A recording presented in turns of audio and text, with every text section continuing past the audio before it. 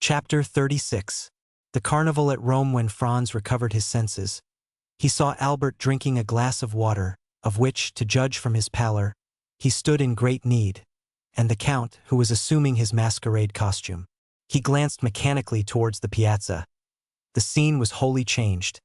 Scaffold, executioners, victims, all had disappeared. Only the people remained, full of noise and excitement. The bell of Monte Cristo, which only sounds on the Pope's decease and the opening of the carnival, was ringing a joyous peal. "Well," asked he of the Count, "what has, then, happened?" "Nothing," replied the Count. "Only, as you see, the carnival has commenced. Make haste and dress yourself."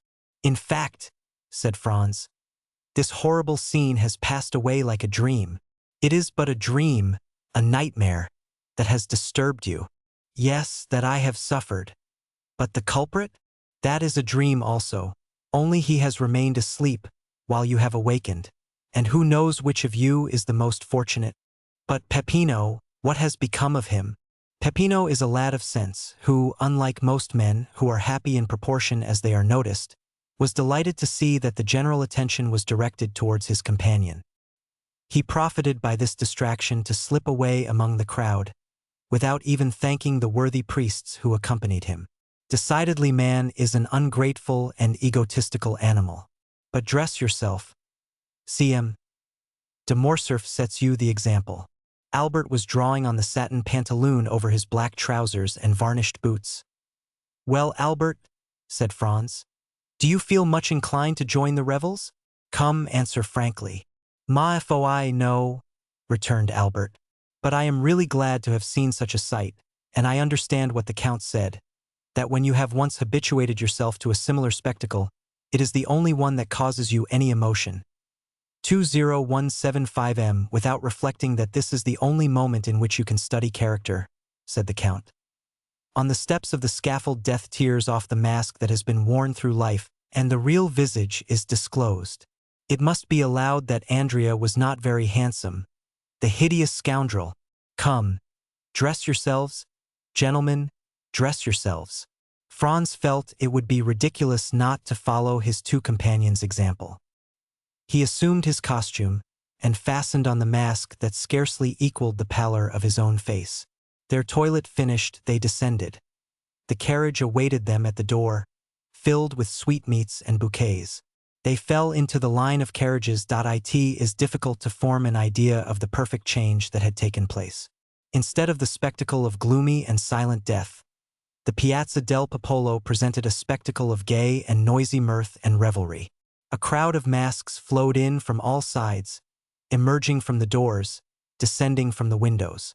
From every street and every corner drove carriages filled with clowns, harlequins, dominoes, mummers, pantomimists, Transteverans, knights and peasants, screaming, fighting, gesticulating, throwing eggs filled with flour, confetti, nosegays, attacking, with their sarcasms and their missiles, friends and foes, companions and strangers, indiscriminately, and no one took offense or did anything but laugh.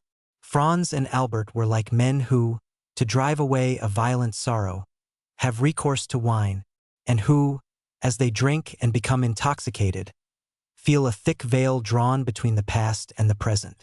They saw, or rather continued to see, the image of what they had witnessed. But little by little the general vertigo seized them, and they felt themselves obliged to take part in the noise and confusion. A handful of confetti that came from a neighboring carriage, and which, while it covered Morcerf and his two companions with dust, pricked his neck and that portion of his face uncovered by his mask like 100 pins, incited him to join in the general combat, in which all the masks around him were engaged. He rose in his turn, and seizing handfuls of confetti and sweetmeats, with which the carriage was filled, cast them with all the force and skill he was master of. 20177 The strife had fairly begun, and the recollection of what they had seen half an hour before was gradually effaced from the young men's minds. So much were they occupied by the gay and glittering procession they now beheld. As for the Count of Monte Cristo, he had never for an instant shown any appearance of having been moved. Imagine the large and splendid Corso, bordered from one end to the other with lofty palaces, with their balconies hung with carpets, and their windows with flags. At these balconies are 300,000 spectators. Romans, Italians, strangers from all parts of the world, the united aristocracy of birth, wealth, and genius. Lovely women, yielding to the influence of the scene, bend over their balconies, or lean from their windows, and shower down confetti, which are returned by bouquets. The air seems darkened with the falling confetti and flying flowers. In the streets, the lively crowd is dressed in the most fantastic costumes.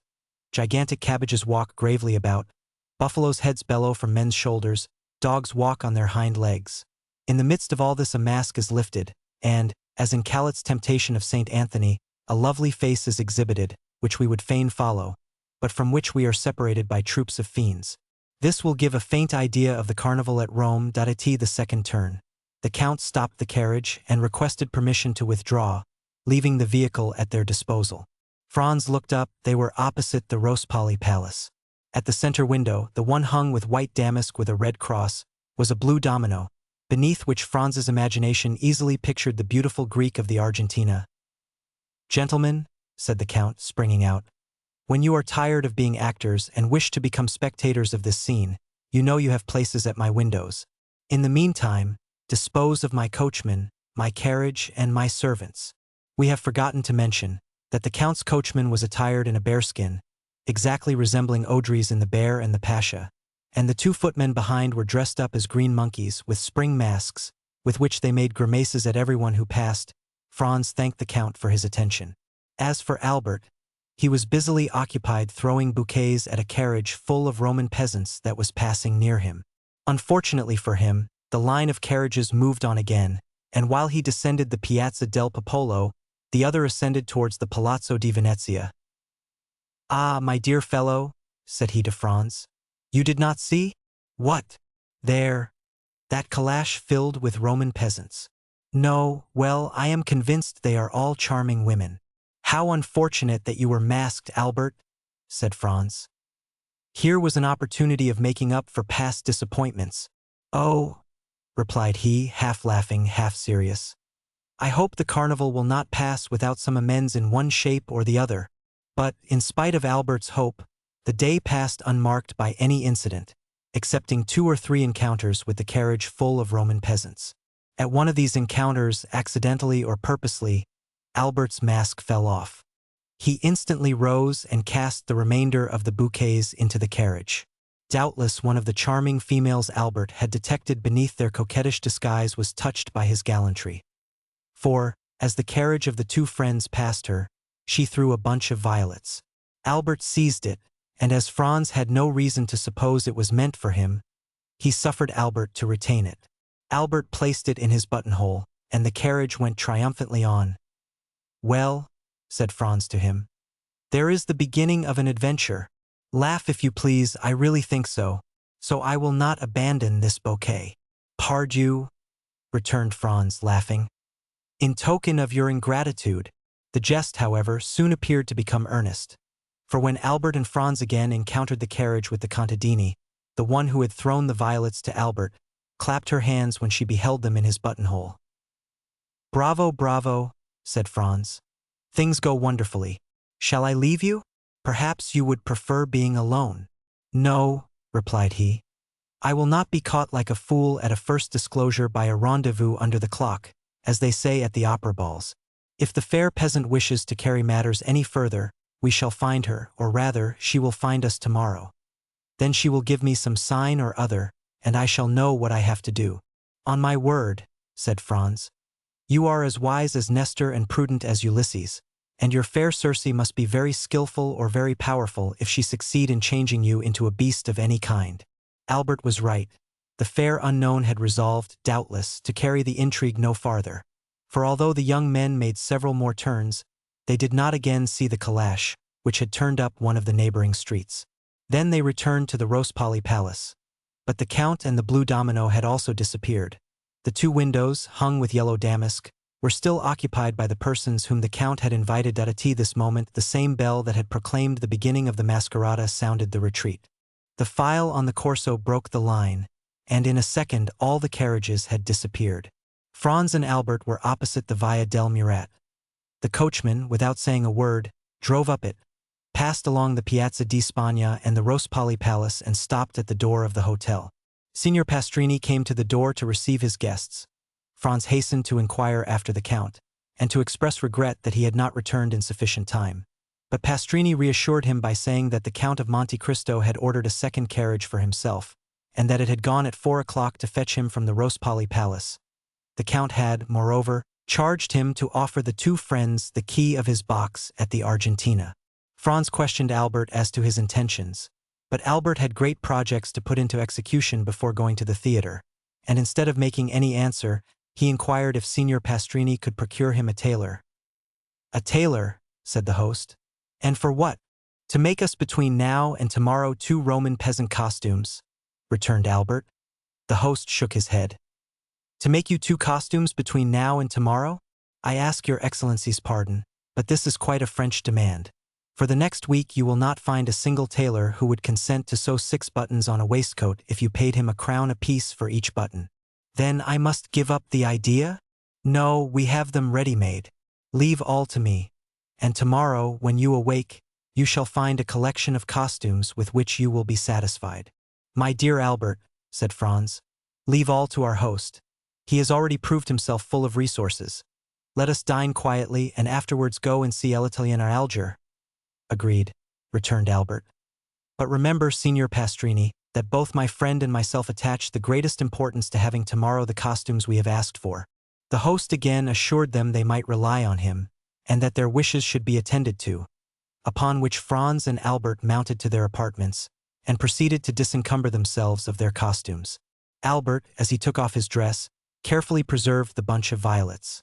It was his token reserved for the morrow.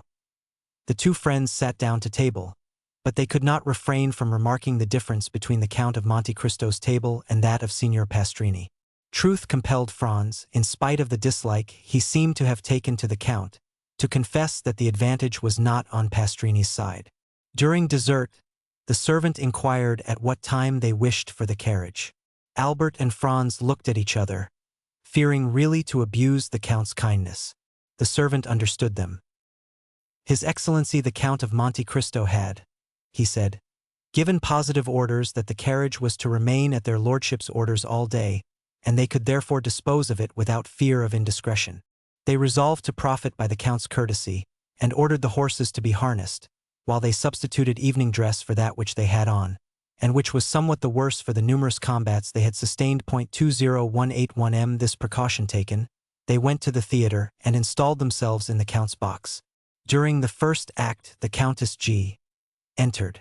Her first look was at the box where she had seen the Count the previous evening, so that she perceived Franz and Albert in the place of the very person concerning whom she had expressed so strange an opinion to Franz.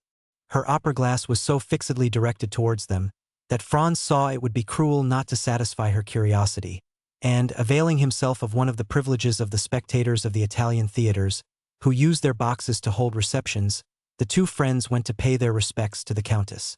Scarcely had they entered, when she motioned to Franz to assume the seat of honor. Albert, in his turn, sat behind. "Well," said she, hardly giving Franz time to sit down, "it seems you have nothing better to do than to make the acquaintance of this new Lord Ruthven, and you are already the best friends in the world." "Without being so far advanced as that, my dear Countess," returned Franz. "I cannot deny that we have abused his good nature all day." "All day?" "Yes, this morning we breakfasted with him. We rode in his carriage all day, and now we have taken possession of his box." "You know him, then?" "Yes and no." "How so?" "It is a long story." "Tell it to me." "It would frighten you too much." "So much the more reason." "At least wait until the story has a conclusion." "Very well. I prefer complete histories. But tell me how you made his acquaintance? Did anyone introduce you to him?" "No. It was he who introduced himself to us." "When?" "Last night after we left you." "Through what medium?" "The very prosaic one of our landlord." "He is staying, then, at the Hotel de Londres with you?" "Not only in the same hotel, but on the same floor." "What is his name? For, of course, you know." "The Count of Monte Cristo." "That is not a family name?" "No, it is the name of the island he has purchased." And he is a count? A Tuscan count. Well, we must put up with that, said the countess, who was herself from one of the oldest Venetian families. What sort of a man is he? Asked the Vicomte de Morcerf. You hear, M. de Morcerf, I am referred to you, said the countess. We should be very hard to please, madame, returned Albert. Did we not think him delightful? A friend of 10 years' standing could not have done more for us, or with a more perfect courtesy. Come, observed the countess, smiling.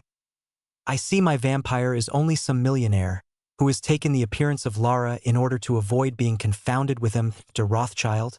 And you have seen her? Her? The beautiful Greek of yesterday. No, we heard, I think, the sound of her guzla, but she remained perfectly invisible. When you say invisible, interrupted Albert, it is only to keep up the mystery. For whom do you take the blue domino at the window with the white curtains? Where was this window with white hangings? Asked the countess. At the Rospoli Palace. The count had 3 windows at the Rospoli Palace? Yes. Did you pass through the Corso? Yes. Well, did you notice 2 windows hung with yellow damask, and one with white damask with a red cross? Those were the count's windows. Why, he must be a nabob. Do you know what those 3 windows were worth? 200 or 300 Roman crowns? 2,000 or 3,000. The deuce! Does his island produce him such a revenue? It does not bring him a bajocco. Then why did he purchase it? For a whim. He is an original, then? In reality, observed Albert. He seemed to me somewhat eccentric. Were he at Paris and a frequenter of the theaters, I should say he was a poor devil literally mad. This morning he made 2 or 3 exits worthy of Didier or Anthony. At this moment a fresh visitor entered, and, according to custom, Franz gave up his seat to him. This circumstance had, moreover, the effect of changing the conversation. An hour afterwards the 2 friends returned to their hotel. Signor Pastrini had already set about procuring their disguises for the morrow, and he assured them that they would be perfectly satisfied. The next morning, at 9 o'clock, he entered Franz's room, followed by a tailor who had 8 or 10 Roman peasant costumes on his arm. They selected 2 exactly alike and charged the tailor to sew on each of their hats about 20 yards of ribbon, and to procure them 2 of the long silk sashes of different colors with which the lower orders decorate themselves on fête days. Albert was impatient to see how he looked in his new dress. A jacket and breeches of blue velvet, silk stockings with clocks, shoes with buckles, and a silk waistcoat. This picturesque attire set him off to great advantage, and when he had bound the scarf around his waist, and when his hat, placed coquettishly on one side, let fall on his shoulder a stream of ribbons, Franz was forced to confess that costume has much to do with the physical superiority we accord to certain nations. The Turks used to be so picturesque with their long and flowing robes, but are they not now hideous with their blue frocks buttoned up to the chin, and their red caps, which make them look like a bottle of wine with a red seal? Franz complimented Albert, who looked at himself in the glass with an unequivocal smile of satisfaction. They were thus engaged when the Count of Monte Cristo entered. Point 20185 Gentlemen, said he, although a companion is agreeable, perfect freedom is sometimes still more agreeable. I come to say that today, and for the remainder of the carnival, I leave the carriage entirely at your disposal. The host will tell you I have 3 or 4 more, so that you will not inconvenience me in any way. Make use of it, I pray you, for your pleasure or your business. The young men wished to decline, but they could find no good reason for refusing an offer which was so agreeable to them. The Count of Monte Cristo remained a quarter of an hour with them, conversing on all subjects with the greatest ease. He was, as we have already said, perfectly well acquainted with the literature of all countries. A glance at the walls of his salon proved to Franz and Albert that he was a connoisseur of pictures. A few words he let fall showed them that he was no stranger to the sciences, and he seemed much occupied with chemistry. The 2 friends did not venture to return the Count the breakfast he had given them. It would have been too absurd to offer him in exchange for his excellent table the very inferior one of Signor Pastrini. They told him so frankly, and he received their excuses with the air of a man who appreciated their delicacy. Albert was charmed with the Count's manners, and he was only prevented from recognizing him for a perfect gentleman by reason of his varied knowledge. The permission to do what he liked with the carriage pleased him above all, for the fair peasants had appeared in a most elegant carriage the preceding evening, and Albert was not sorry to be upon an equal footing with them. At 1:30 they descended. The coachman and footman had put on their livery over their disguises, which gave them a more ridiculous appearance than ever, and which gained them the applause of Franz and Albert. Albert had fastened the faded bunch of violets to his buttonhole. At the first sound of the bell they hastened into the Corso by the Via Vittoria at the second turn. A bunch of fresh violets, thrown from a carriage filled with harlequins, indicated to Albert that, like himself and his friend, the peasants had changed their costume also, and whether it was the result of chance, or whether a similar feeling had possessed them both, while he had donned their costume, they had assumed his. Albert placed the fresh bouquet in his buttonhole, but he kept the faded one in his hand, and when he again met the calash, he raised it to his lips, an action which seemed greatly to amuse not only the fair lady who had thrown it, but her joyous companions also. The day was as gay as the preceding one, perhaps even more animated and noisy.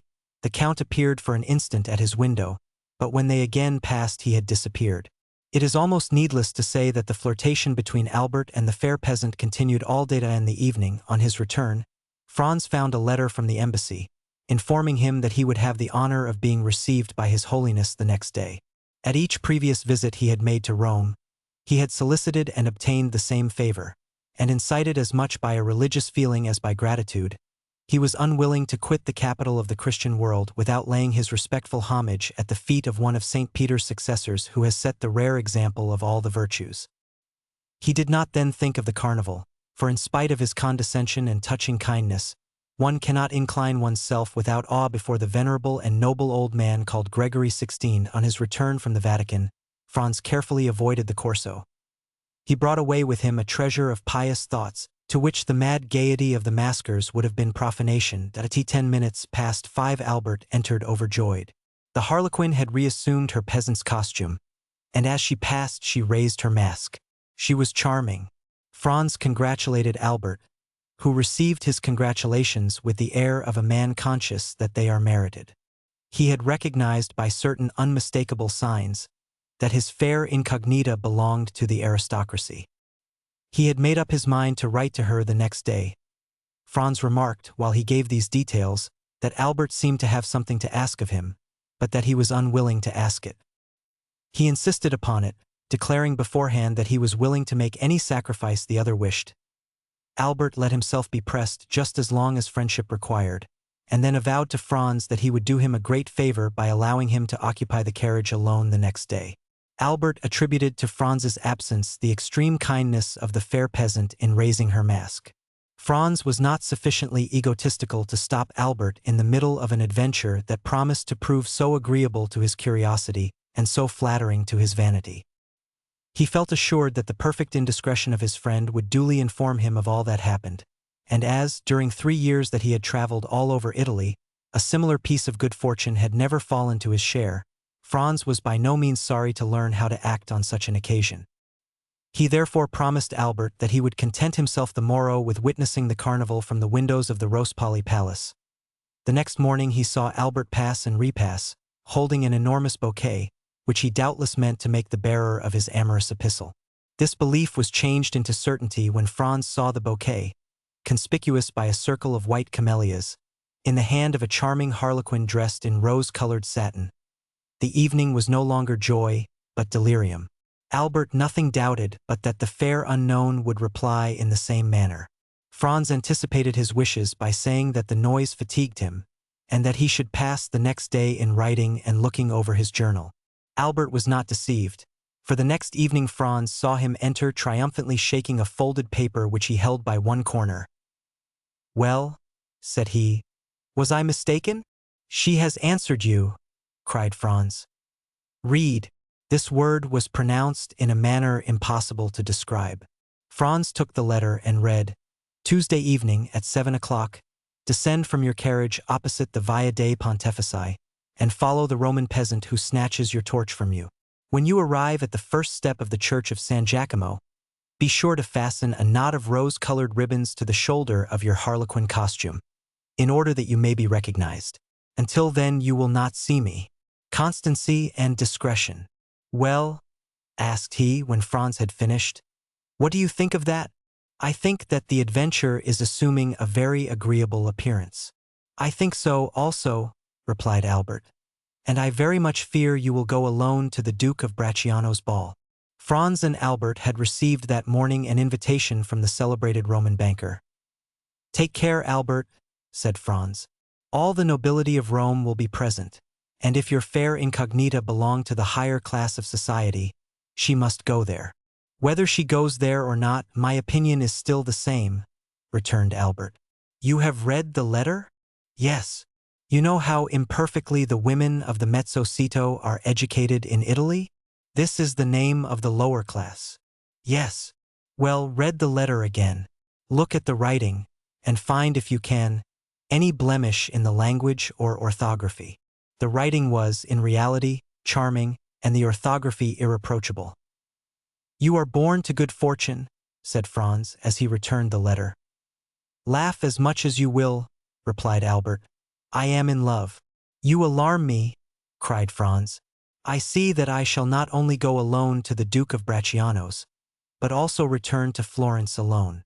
"If my unknown be as amiable as she is beautiful," said Albert, "I shall fix myself at Rome for 6 weeks at least. I adore Rome, and I have always had a great taste for archaeology. 20189 Come, 2 or 3 more such adventures, and I do not despair of seeing you a member of the Academy." Doubtless Albert was about to discuss seriously his right to the academic chair when they were informed that dinner was ready. Albert's love had not taken away his appetite. He hastened with Franz to seat himself, free to recommence the discussion after dinner. After dinner, the Count of Monte Cristo was announced. They had not seen him for 2 days. Signor Pastrini informed them that business had called him to Civita Vecchia.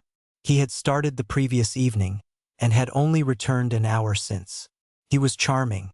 Whether he kept a watch over himself, or whether by accident he did not sound the acrimonious chords that in other circumstances had been touched, he was tonight like everybody else. The man was an enigma to Franz. The Count must feel sure that Franz recognized him, and yet he had not let fall a single word indicating any previous acquaintance between them.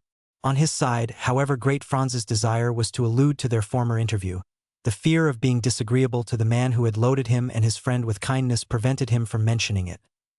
The Count had learned that the 2 friends had sent to secure a box at the Argentina Theatre, and were told they were all let. In consequence, he brought them the key of his own. At least such was the apparent motive of his visit. Franz and Albert made some difficulty, alleging their fear of depriving him of it, but the Count replied that, as he was going to the Palais Theatre, the box at the Argentina Theatre would be lost if they did not profit by it. This assurance determined the 2 friends to accept it. Franz had by degrees become accustomed to the Count's pallor, which had so forcibly struck him at their first meeting. He could not refrain from admiring the severe beauty of his features, the only defect, or rather the principal quality of which was the pallor. Truly, a Byronic hero. Franz could not, we will not say see him, but even think of him without imagining his stern head upon Manfred's shoulders, or beneath Lara's helmet. His forehead was marked with the line that indicates the constant presence of bitter thoughts. He had the fiery eyes that seem to penetrate to the very soul, and the haughty and disdainful upper lip that gives to the words it utters a peculiar character that impresses them on the minds of those to whom they are addressed. The Count was no longer young. He was at least 40, and yet it was easy to understand that he was formed to rule the young men with whom he associated at present. And, to complete his resemblance with the fantastic heroes of the English poet, the Count seemed to have the power of fascination. Albert was constantly expatiating on their good fortune in meeting such a man. Franz was less enthusiastic, but the Count exercised over him also the ascendancy a strong mind always acquires over a mind less domineering.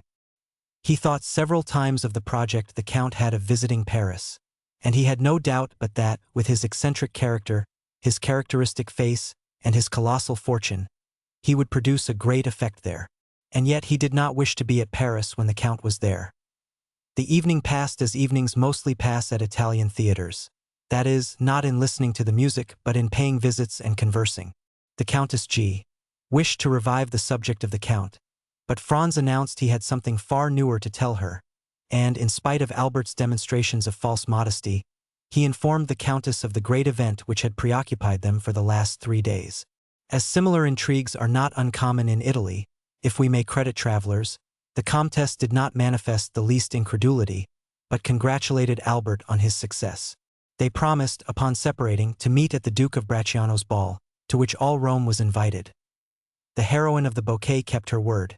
She gave Albert no sign of her existence the morrow or the day after Length Tuesday came, the last and most tumultuous day of the carnival. On Tuesday, the theaters open at 10 o'clock in the morning, as Lent begins after 8 at night. On Tuesday, all those who through want of money, time, or enthusiasm have not been to see the carnival before, mingle in the gaiety, and contribute to the noise and excitement.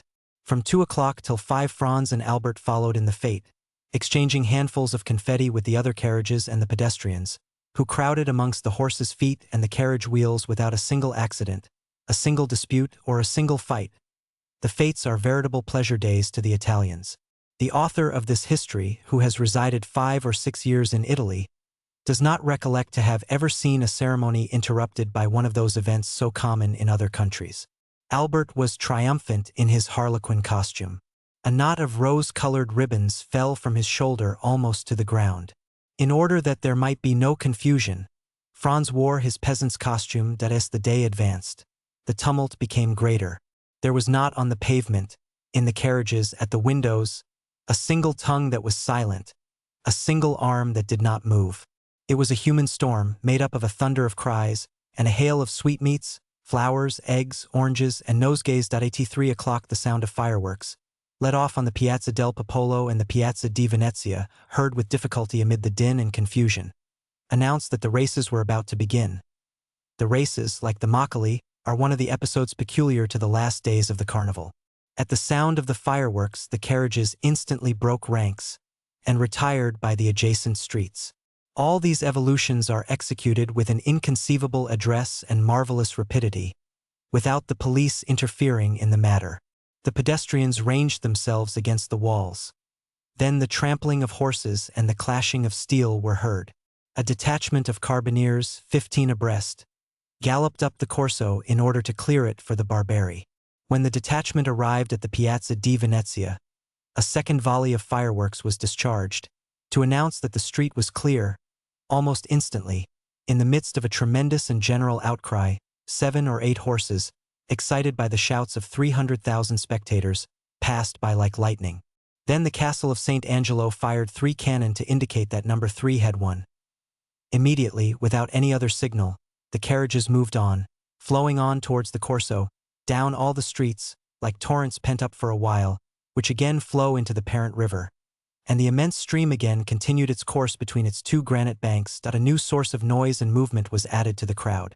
The sellers of maccoletti entered on the scene. The maccoli or maccoletti are candles which vary in size from the Pascal taper to the rushlight, and which give to each actor in the great final scene of the carnival 2 very serious problems to grapple with. First, how to keep his own maccoletto alight, and secondly, how to extinguish the maccoletti of others. The maccoletto is like life. Man has found but one means of transmitting it, and that one comes from God. But he has discovered 1,000 means of taking it away, and the devil has somewhat aided him. The maccoletto is kindled by approaching it to a light. But who can describe the 1,000 means of extinguishing the maccoletto? The gigantic bellows, the monstrous extinguishers, the superhuman fans. Everyone hastened to purchase maccoletti, Franz and Albert among the rest. The night was rapidly approaching, and already at the cry of maccoletti, repeated by the shrill voices of 1,000 vendors, 2 or 3 stars began to burn among the crowd. It was a signal.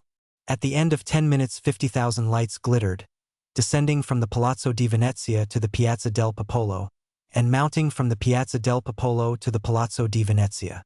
It seemed like the fate of jack-o'-lanterns. It is impossible to form any idea of it without having seen it. Suppose that all the stars had descended from the sky and mingled in a wild dance on the face of the earth, the whole accompanied by cries that were never heard in any other part of the world.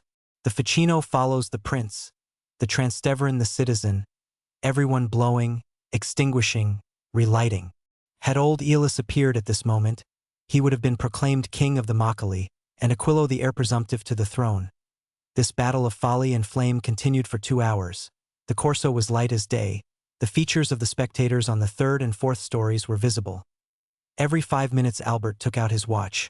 At length it pointed to 7. The two friends were in the Via dei Pontefici. Albert sprang out, bearing his macchialetto in his hand. 2 or 3 masks strove to knock his macchialetto out of his hand. But Albert, a first-rate pugilist, sent them rolling in the street, one after the other, and continued his course towards the church of San Giacomo. The steps were crowded with masks, who strove to snatch each other's torches. Franz followed Albert with his eyes, and saw him mount the first step. Instantly a mask, wearing the well-known costume of a peasant woman, snatched his macchialetto from him without his offering any resistance. Franz was too far off to hear what they said. But, without doubt, nothing hostile passed, for he saw Albert disappear arm in arm with the peasant girl. He watched them pass through the crowd for some time, but at length he lost sight of them in the Via Macello. Suddenly the bell that gives the signal for the end of the carnival sounded, and at the same instant all the Macchialetti were extinguished as if by enchantment. It seemed as though one immense blast of the wind had extinguished everyone. Franz found himself in utter darkness. No sound was audible save that of the carriages that were carrying the maskers home. Nothing was visible save a few lights that burnt behind the windows. The carnival was over. Chapter 37. The catacombs of Saint Sebastian. In his whole life, perhaps, Franz had never before experienced so sudden an impression, so rapid a transition from gaiety to sadness, as in this moment. It seemed as though Rome, under the magic breath of some demon of the night, had suddenly changed into a vast tomb. By a chance, which added yet more to the intensity of the darkness, the moon, which was on the wane, did not rise until 11 o'clock, and the streets which the young man traversed were plunged in the deepest obscurity. The distance was short, and at the end of 10 minutes his carriage, or rather the Count's, stopped before the Hotel de Londres. Dinner was waiting, but as Albert had told him that he should not return so soon, Franz sat down without him. Signor Pastrini, who had been accustomed to see them dine together, inquired into the cause of his absence, but Franz merely replied that Albert had received on the previous evening an invitation which he had accepted. The sudden extinction of the Macchialetti, the darkness which had replaced the light, and the silence which had succeeded the turmoil, had left in Franz's mind a certain depression which was not free from uneasiness. He therefore dined very silently, in spite of the officious attention of his host, who presented himself 2 or 3 times to inquire if he wanted anything. Franz resolved to wait for Albert as late as possible.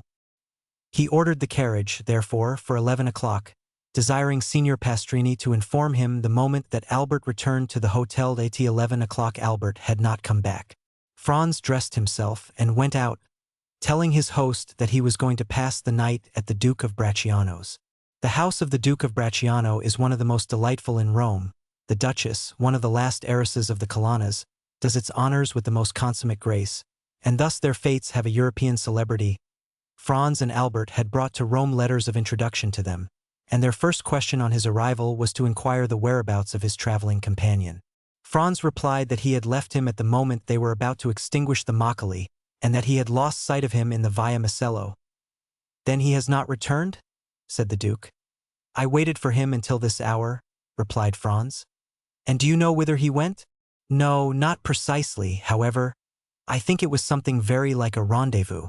"Diavolo," said the Duke. "This is a bad day, or rather a bad night, to be out late. Is it not, Countess?" These words were addressed to the Countess G., who had just arrived, and was leaning on the arm of Signor Torlonia, the Duke's brother. "I think, on the contrary, that it is a charming night," replied the Countess. "And those who are here will complain of but one thing, that of its too rapid flight." "I am not speaking," said the Duke with a smile, "of the persons who are here. The men run no other danger than that of falling in love with you, and the women of falling ill of jealousy at seeing you so lovely. I meant persons who were out in the streets of Rome." "Ah?" asked the Countess. "Who is out in the streets of Rome at this hour, unless it be to go to a ball?" "Our friend, Albert de Morcerf, Countess, whom I left in pursuit of his unknown about 7 o'clock this evening," said Franz, "and whom I have not seen since." "And don't you know where he is?" "Not at all."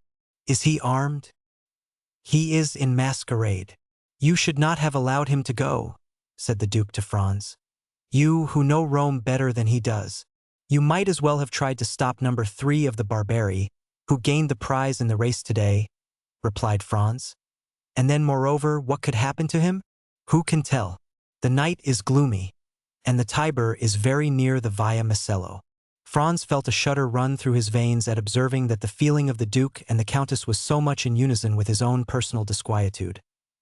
"I informed them at the hotel that I had the honor of passing the night here, Duke," said Franz, "and desired them to come and inform me of his return."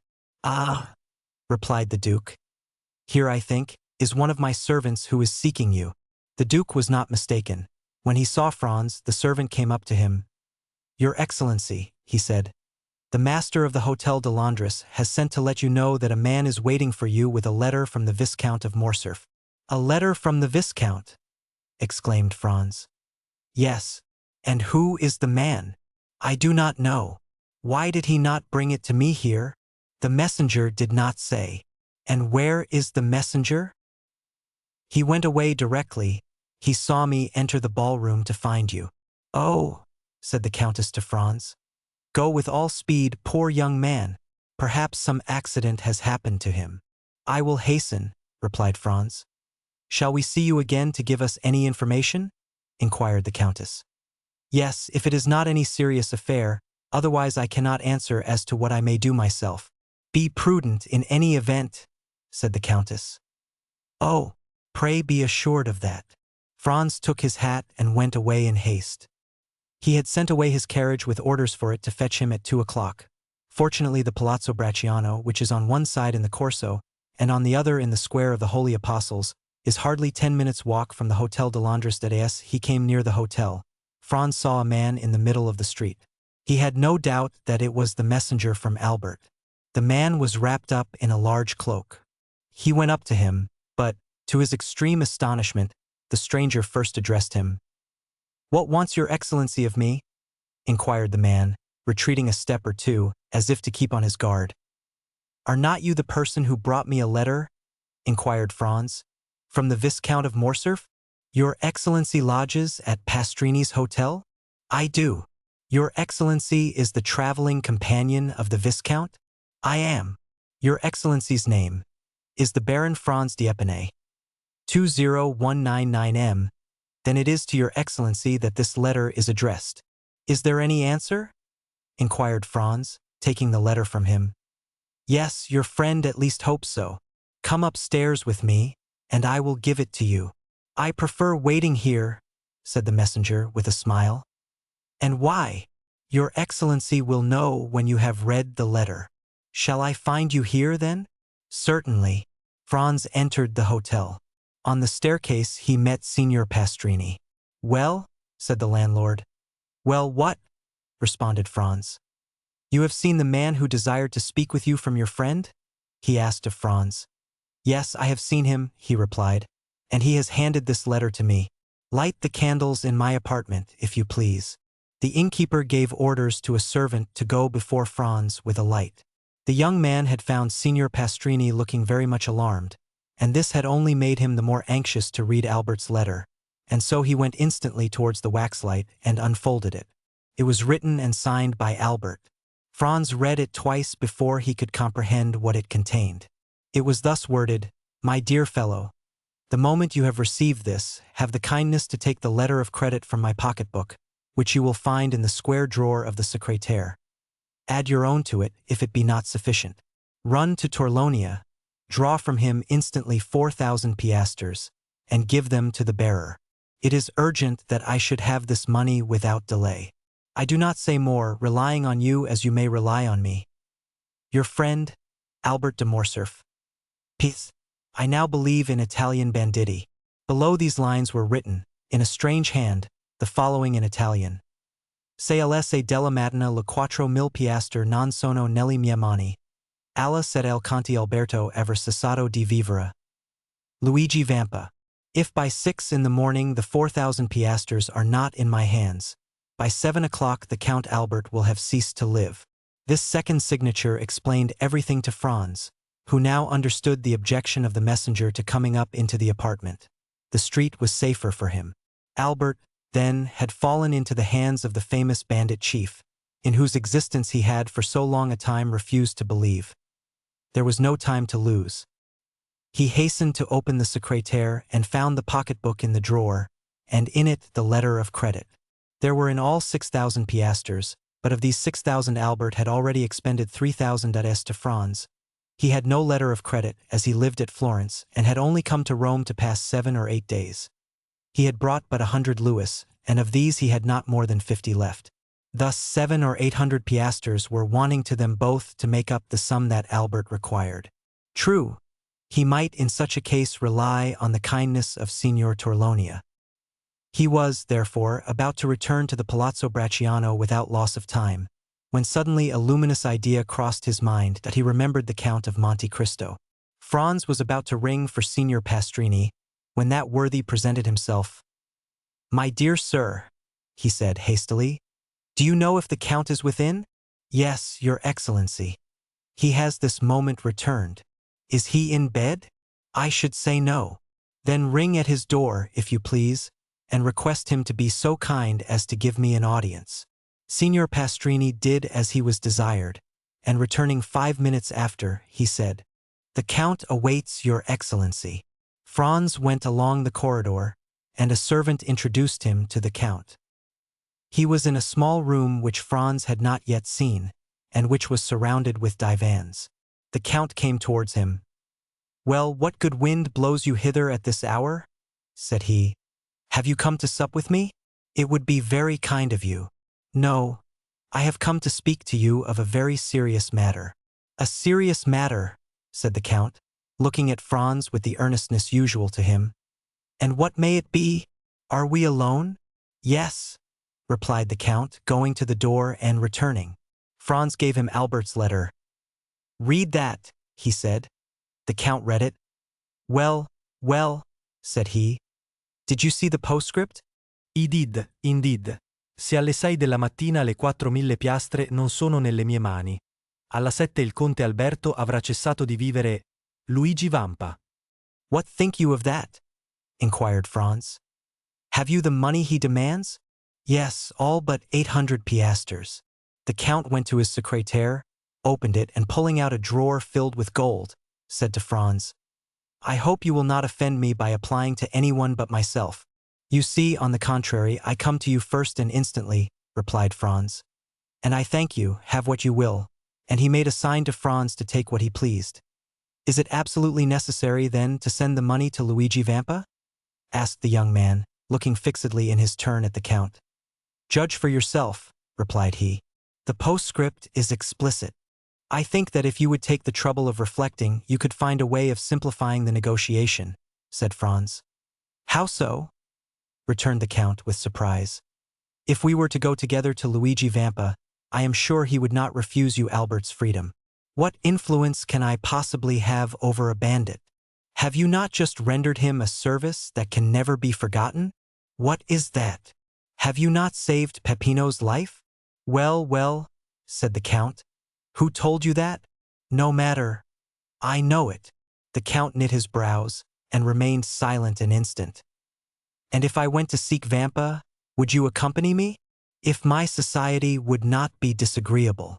"Be it so. It is a lovely night, and a walk without Rome will do us both good. Shall I take any arms?" "For what purpose? Any money?" "It is useless."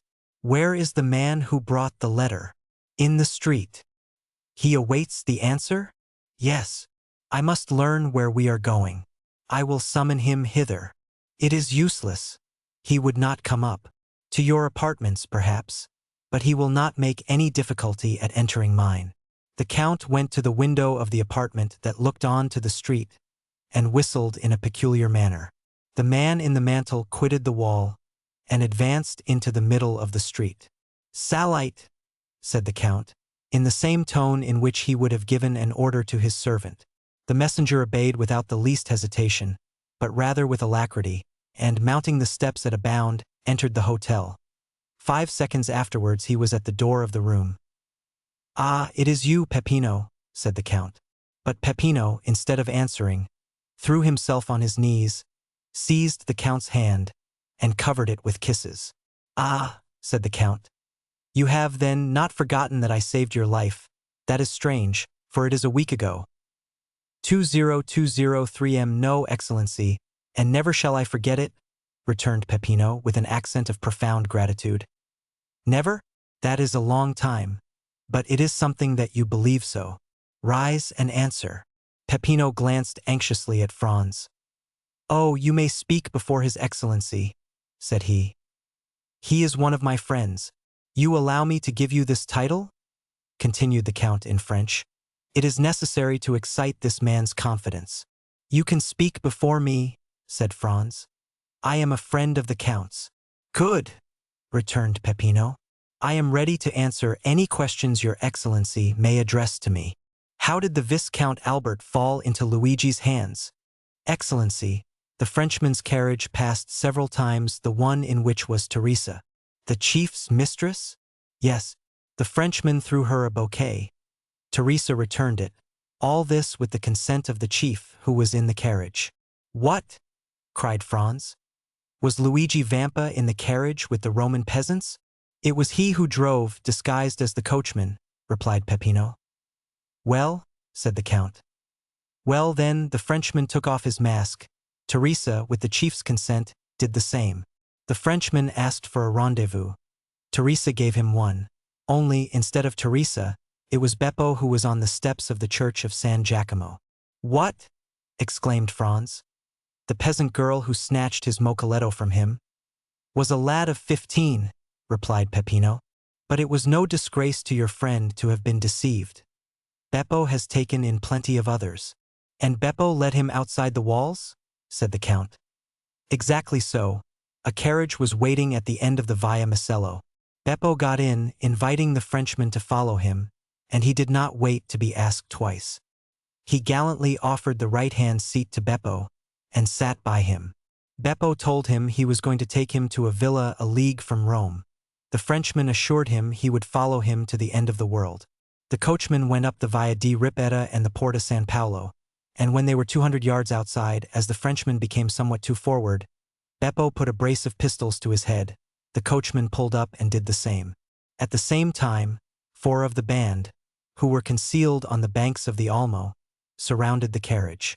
The Frenchman made some resistance and nearly strangled Beppo, but he could not resist 5 armed men and was forced to yield. They made him get out, walk along the banks of the river, and then brought him to Teresa and Luigi, who were waiting for him in the catacombs of St. Sebastian. "Well," said the Count, turning towards Franz, "it seems to me that this is a very likely story. What do you say to it?" "Why, that I should think it very amusing," replied Franz, "if it had happened to anyone but poor Albert. And, in truth, if you had not found me here," said the Count, "it might have proved a gallant adventure which would have cost your friend dear. But now, be assured, his alarm will be the only serious consequence."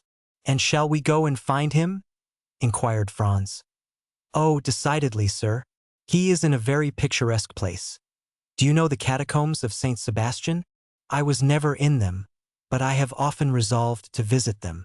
Well, here is an opportunity made to your hand, and it would be difficult to contrive a better.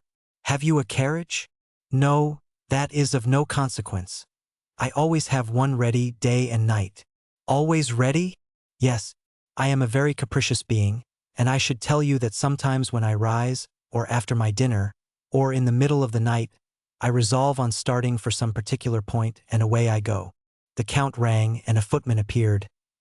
"Order out the carriage," he said, "and remove the pistols which are in the holsters. You need not awaken the coachman. Ali will drive." In a very short time the noise of wheels was heard, and the carriage stopped at the door. The Count took out his watch. 12:30, he said. "We might start at 5 o'clock and be in time, but the delay may cause your friend to pass an uneasy night, and therefore we had better go with all speed to extricate him from the hands of the infidels. Are you still resolved to accompany me?" "More determined than ever." "Well, then, come along." Franz and the Count went downstairs, accompanied by Peppino. At the door they found the carriage. Ali was on the box, in whom Franz recognized the dumb slave of the Grotto of Monte Cristo. Franz and the Count got into the carriage. Peppino placed himself beside Ali, and they set off at a rapid pace. Ali had received his instructions and went down the Corso, crossed the Campo Vaccino, went up the Strada San Gregorio, and reached the gates of St. Sebastian. Then the porter raised some difficulties, but the Count of Monte Cristo produced a permit from the governor of Rome, allowing him to leave or enter the city at any hour of the day or night. The portcullis was therefore raised, the porter had a louis for his trouble, and they went on their way. The road which the carriage now traversed was the ancient Appian Way, and bordered with tombs. From time to time, by the light of the moon, which began to rise, Franz imagined that he saw something like a sentinel appear at various points among the ruins, and suddenly retreat into the darkness on a signal from Peppino. At a short time before they reached the baths of Caracalla, the carriage stopped. Peppino opened the door, and the Count and Franz alighted. "In 10 minutes," said the Count to his companion, "we shall be there." He then took Peppino aside, gave him an order in a low voice, and Peppino went away, taking with him a torch, brought with them in the carriage. 5 minutes elapsed, during which Franz saw the shepherd going along a narrow path that led over the irregular and broken surface of the Campagna, and finally he disappeared in the midst of the tall red herbage, which seemed like the bristling mane of an enormous lion. "Now," said the Count, "let us follow him." Franz and the Count in their turn then advanced along the same path, which, at the distance of 100 paces, led them over a declivity to the bottom of a small valley. They then perceived 2 men conversing in the obscurity. "Ought we to go on?" asked Franz of the Count. "Or should we pause?" "Let us go on. Peppino will have warned the sentry of our coming." One of the 2 men was Peppino, and the other a bandit on the lookout. Franz and the Count advanced, and the bandit saluted them. "Your Excellency," said Peppino, addressing the Count, "if you will follow me, the opening of the catacombs is close at hand." "Go on, then," replied the Count. They came to an opening behind a clump of bushes and in the midst of a pile of rocks, by which a man could scarcely pass. Peppino glided first into this crevice. After they got along a few paces, the passage widened. Peppino passed, lighted his torch, and turned to see if they came after him. The Count first reached an open space and Franz followed him closely. The passageway sloped in a gentle descent, enlarging as they proceeded. Still Franz and the Count were compelled to advance in a stooping posture, and were scarcely able to proceed abreast of one another. They went on 150 paces in this way, and then were stopped by, "Who comes there?" At the same time they saw the reflection of a torch on a carbine barrel. "A friend," responded Peppino, and advancing alone towards the sentry, he said a few words to him in a low tone, and then he, like the first, saluted the nocturnal visitors, making a sign that they might proceed. Behind the sentinel was a staircase with 20 steps. Franz and the Count descended these, and found themselves in a mortuary chamber. 5 corridors diverged like the rays of a star, and the walls, dug into niches, which were arranged one above the other in the shape of coffins, showed that they were at last in the catacombs. Down one of the corridors, whose extent it was impossible to determine, rays of light were visible. The Count laid his hand on Franz's shoulder. "Would you like to see a camp of bandits in repose?" he inquired. "Exceedingly," replied Franz. "Come with me, then." Peppino put out the torch. Peppino obeyed, and Franz and the Count were in utter darkness, except that 50 paces in advance of them a reddish glare, more evident since Peppino had put out his torch, was visible along the wall. They advanced silently, the Count guiding Franz as if he had the singular faculty of seeing in the dark. Franz himself, however, saw his way more plainly in proportion as he went on towards the light, which served in some manner as a guide. 3 arcades were before them, and the middle one was used as a door. These arcades opened on one side into the corridor where the Count and Franz were, and on the other into a large square chamber, entirely surrounded by niches similar to those of which we have spoken, and in the midst of this chamber were 4 stones, which had formerly served as an altar, as was evident from the cross which still surmounted them. A lamp, placed at the base of a pillar, lighted up with its pale and flickering flame the singular scene which presented itself to the eyes of the 2 visitors concealed in the shadow. That a man was seated with his elbow leaning on the column, and was reading with his back turned to the arcades, through the openings of which the newcomers contemplated him. This was the chief of the band, Luigi Vampa. around him and in groups according to their fancy, lying in their mantles, or with their backs against a sort of stone bench, which went all round the columbarium, were to be seen 20 brigands or more, each having his carbine within reach. At the other end, silent, scarcely visible and like a shadow, was a sentinel, who was walking up and down before a grotto, which was only distinguishable because in that spot the darkness seemed more dense than elsewhere. When the Count thought Franz had gazed sufficiently on this picturesque tableau, he raised his finger to his lips to warn him to be silent, and, ascending the 3 steps which led to the corridor of the columbarium, entered the chamber by the middle arcade, and advanced towards Vampa, who was so intent on the book before him that he did not hear the noise of his footsteps. "Who comes there?" cried the sentinel, who was less abstracted, and who saw by the lamplight a shadow approaching his chief. At this challenge, Vampa rose quickly, drawing at the same moment a pistol from his girdle. In a moment all the bandits were on their feet, and 20 carbines were leveled at the Count. "Well," said he in a voice perfectly calm, and no muscle of his countenance disturbed. "Well, my dear Vampa, it appears to me that you receive a friend with a great deal of ceremony." 20207 ground arms, exclaimed the chief, with an imperative sign of the hand, while with the other he took off his hat respectfully. Then, turning to the singular personage who had caused this scene, he said, "Your pardon, Your Excellency, but I was so far from expecting the honor of a visit that I did not really recognize you." "It seems that your memory is equally short in everything, Vampa," said the Count, "and that not only do you forget people's faces, but also the conditions you make with them." "What conditions have I forgotten, Your Excellency?" inquired the bandit, with the air of a man who, having committed an error, is anxious to repair it. "Was it not agreed," asked the Count, "that not only my person, but also that of my friends, should be respected by you? And how have I broken that treaty, Your Excellency? You have this evening carried off and conveyed hither the Viscount Albert de Morcerf." "Well," continued the Count in a tone that made Franz shudder, "this young gentleman is one of my friends. This young gentleman lodges in the same hotel as myself.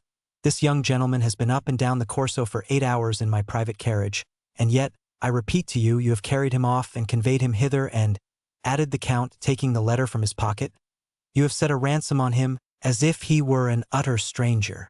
"Why did you not tell me all this, you?" inquired the brigand chief, turning towards his men, who all retreated before his look. "Why have you caused me thus to fail in my word towards a gentleman like the Count, who has all our lives in his hands? By heavens, if I thought one of you knew that the young gentleman was the friend of His Excellency, I would blow his brains out with my own hand." 20211 "Well," said the Count, turning towards Franz, "I told you there was some mistake in this." "Are you not alone?" asked Vampa with uneasiness. "I am with the person to whom this letter was addressed, and to whom I desired to prove that Luigi Vampa was a man of his word. Come, Your Excellency," the Count added, turning to Franz. "Here is Luigi Vampa, who will himself express to you his deep regret at the mistake he has committed." Franz approached, the chief advancing several steps to meet him. "Welcome among us, Your Excellency," he said to him. "You heard what the Count just said, and also my reply. Let me add that I would not for the 4,000 piastres at which I had fixed your friend's ransom, that this had happened." "But," said Franz, looking round him uneasily, "where is the Viscount? I do not see him." "Nothing has happened to him, I hope," said the Count frowningly. "The prisoner is there," replied Vampa, pointing to the hollow space in front of which the bandit was on guard. "And I will go myself and tell him he is free." The chief went towards the place he had pointed out as Albert's prison, and Franz and the Count followed him. "What is the prisoner doing?" inquired Vampa of the sentinel. "Marafoi, Captain," replied the sentry. "I do not know. For the last hour I have not heard him stir." "Come in, Your Excellency," said Vampa. The Count and Franz ascended 7 or 8 steps after the chief, who drew back a bolt and opened a door. Then, by the gleam of a lamp, similar to that which lighted the columbarium, Albert was to be seen wrapped up in a cloak which one of the bandits had lent him, lying in a corner in profound slumber.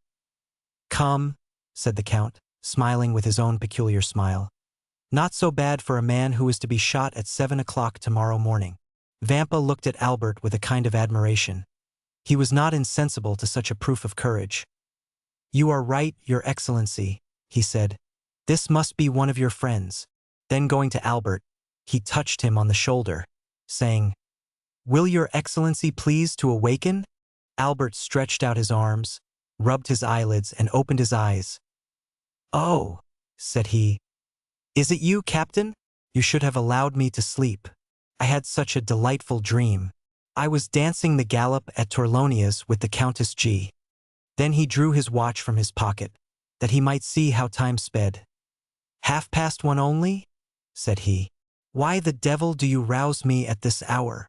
"To tell you that you are free, Your Excellency." "My dear fellow," replied Albert with perfect ease of mind, "remember, for the future, Napoleon's maxim, never awaken me but for bad news. If you had let me sleep on, I should have finished my gallop and have been grateful to you all my life. So, then, they have paid my ransom?" "No, Your Excellency." "Well, then, how am I free?" "A person to whom I can refuse nothing has come to demand you." "Come hither." "Yes, hither." "Really? Then that person is a most amiable person." Albert looked around and perceived Franz. "What?" said he. "Is it you, my dear Franz, whose devotion and friendship are thus displayed?" "No, not I," replied Franz, "but our neighbor, the Count of Monte Cristo." "Oh, my dear Count," said Albert gaily, arranging his cravat and wristbands. "You are really most kind, and I hope you will consider me as under eternal obligations to you, in the first place for the carriage and in the next for this visit." And he put out his hand to the Count, who shuddered as he gave his own, but who nevertheless did give it. The bandit gazed on this scene with amazement. He was evidently accustomed to see his prisoners tremble before him, and yet here was one whose gay temperament was not for a moment altered. As for Franz, he was enchanted at the way in which Albert had sustained the national honor in the presence of the bandit. "My dear Albert," he said, "if you will make haste, we shall yet have time to finish the night at Torlonia's. You may conclude your interrupted gallop, so that you will owe no ill will to Signor Luigi, who has, indeed, throughout this whole affair acted like a gentleman. You are decidedly right, and we may reach the palazzo by 2 o'clock. Signor Luigi," continued Albert, "is there any formality to fulfill before I take leave of Your Excellency?" "None, sir," replied the bandit. "You are as free as air. Well, then, a happy and merry life to you.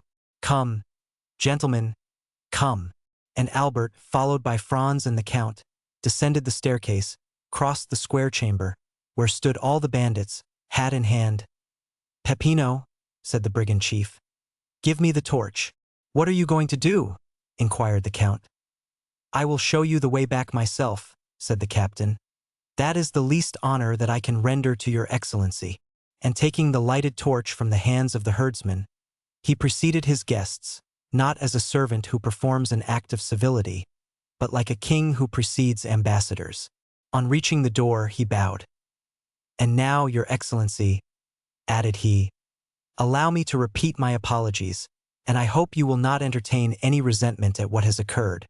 "No, my dear Vampa," replied the Count. "Besides, you compensate for your mistakes in so gentlemanly a way that one almost feels obliged to you for having committed them. 2021 for gentlemen," added the chief, turning towards the young men. "Perhaps the offer may not appear very tempting to you, but if you should ever feel inclined to pay me a second visit, wherever I may be, you shall be welcome." Franz and Albert bowed. The Count went out first, then Albert. Franz paused for a moment. "Has Your Excellency anything to ask me?" said Vampa with a smile. "Yes, I have," replied Franz. "I am curious to know what work you were perusing with so much attention as we entered." "Caesar's Commentaries," said the bandit. "It is my favorite work." "Well, are you coming?" asked Albert. "Yes," replied Franz. "Here I am." And he, in his turn, left the caves. They advanced to the plain. "Ah, your pardon," said Albert, turning round. "Will you allow me, Captain?" And he lighted his cigar at Vampa's torch. "Now, my dear Count," he said, "let us on with all the speed we may. I am enormously anxious to finish my night at the Duke of Bracciano's." They found the carriage where they had left it. The Count said a word in Arabic to Ali, and the horses went on at great speed. It was just 2 o'clock by Albert's watch when the two friends entered into the dancing room. Their return was quite an event, but as they entered together, all uneasiness on Albert's account ceased instantly. "Madame," said the Viscount of Morcerf, advancing towards the Countess, "yesterday you were so condescending as to promise me a gallop. I am rather late in claiming this gracious promise, but here is my friend, whose character for veracity you well know, and he will assure you the delay arose from no fault of mine." And as at this moment the orchestra gave the signal for the waltz, Albert put his arm round the waist of the Countess, and disappeared with her in the whirl of dancers. In the meanwhile Franz was considering the singular shudder that had passed over the Count of Monte Cristo at the moment when he had been, in some sort, forced to give his hand to Albert. Chapter 38. The rendezvous. The first words that Albert uttered to his friend on the following morning contained a request that Franz would accompany him on a visit to the Count. True, the young man had warmly and energetically thanked the Count on the previous evening, but services such as he had rendered could never be too often acknowledged. Franz, who seemed attracted by some invisible influence towards the Count, in which terror was strangely mingled, felt an extreme reluctance to permit his friend to be exposed alone to the singular fascination that this mysterious personage seemed to exercise over him, and therefore made no objection to Albert's request, but at once accompanied him to the desired spot, and, after a short delay, the Count joined them in the salon. "My dear Count," said Albert, advancing to meet him, "permit me to repeat the poor thanks I offered last night, and to assure you that the remembrance of all I owe to you will never be effaced from my memory.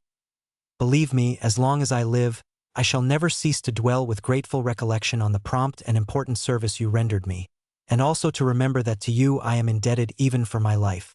"My very good friend and excellent neighbor," replied the Count with a smile, "you really exaggerate my trifling exertions.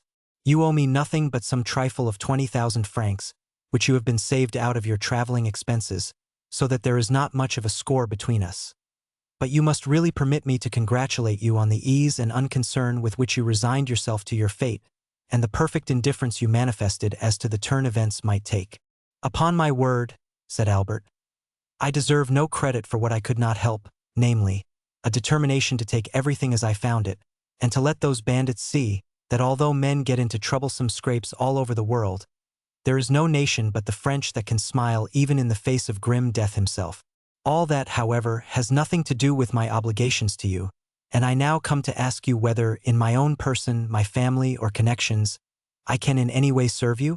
My father, the Count de Morcerf, although of Spanish origin, possesses considerable influence, both at the court of France and Madrid, and I unhesitatingly place the best services of myself, and all to whom my life is dear, at your disposal."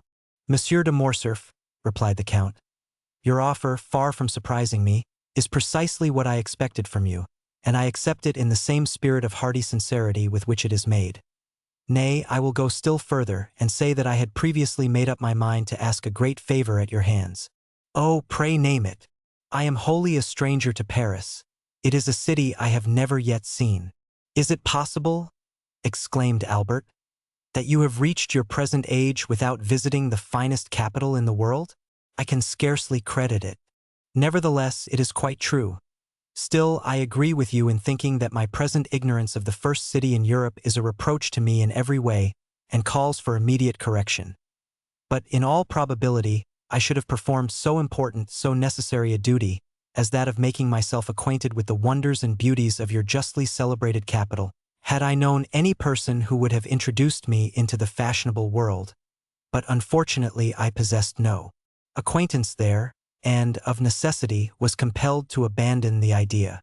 "So distinguished an individual as yourself," cried Albert, "could scarcely have required an introduction.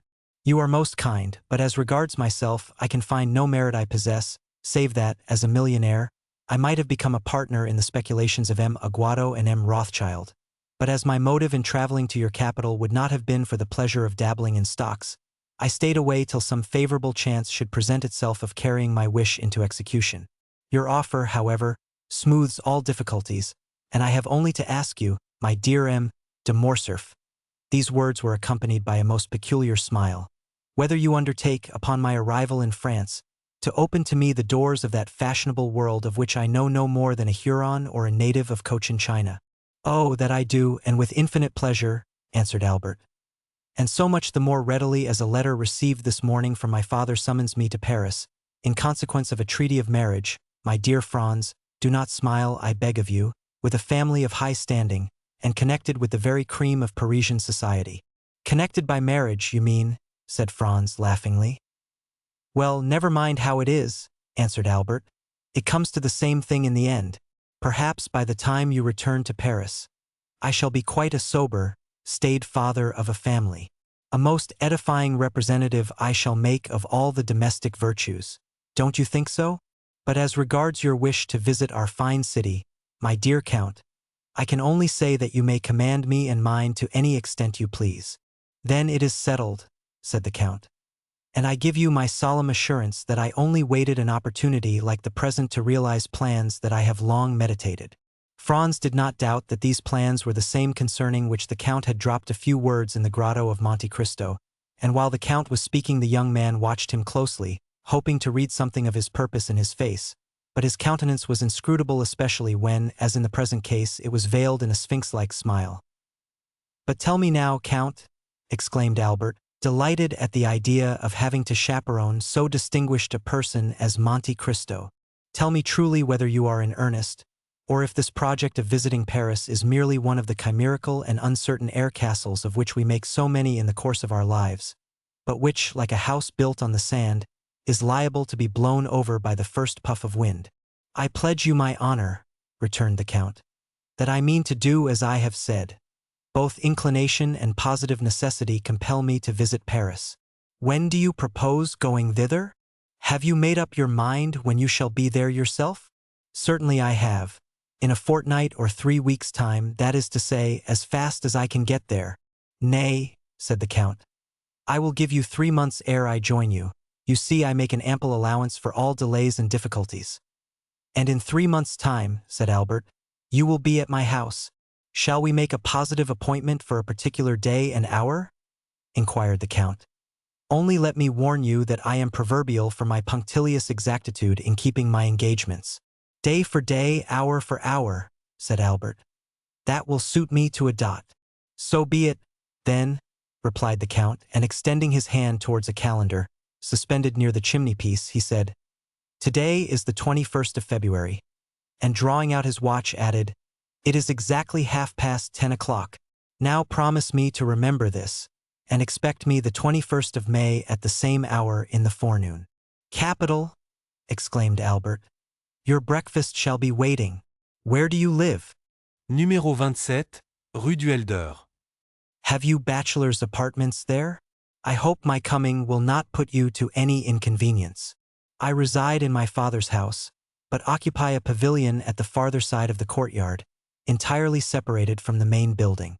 "Quite sufficient," replied the Count, as, taking out his tablets, he wrote down number 27, Rue du Helder, May 21st, 10:30 in the morning. "Now then," said the Count, returning his tablets to his pocket, "make yourself perfectly easy. The hand of your timepiece will not be more accurate in marking the time than myself." "Shall I see you again ere my departure?"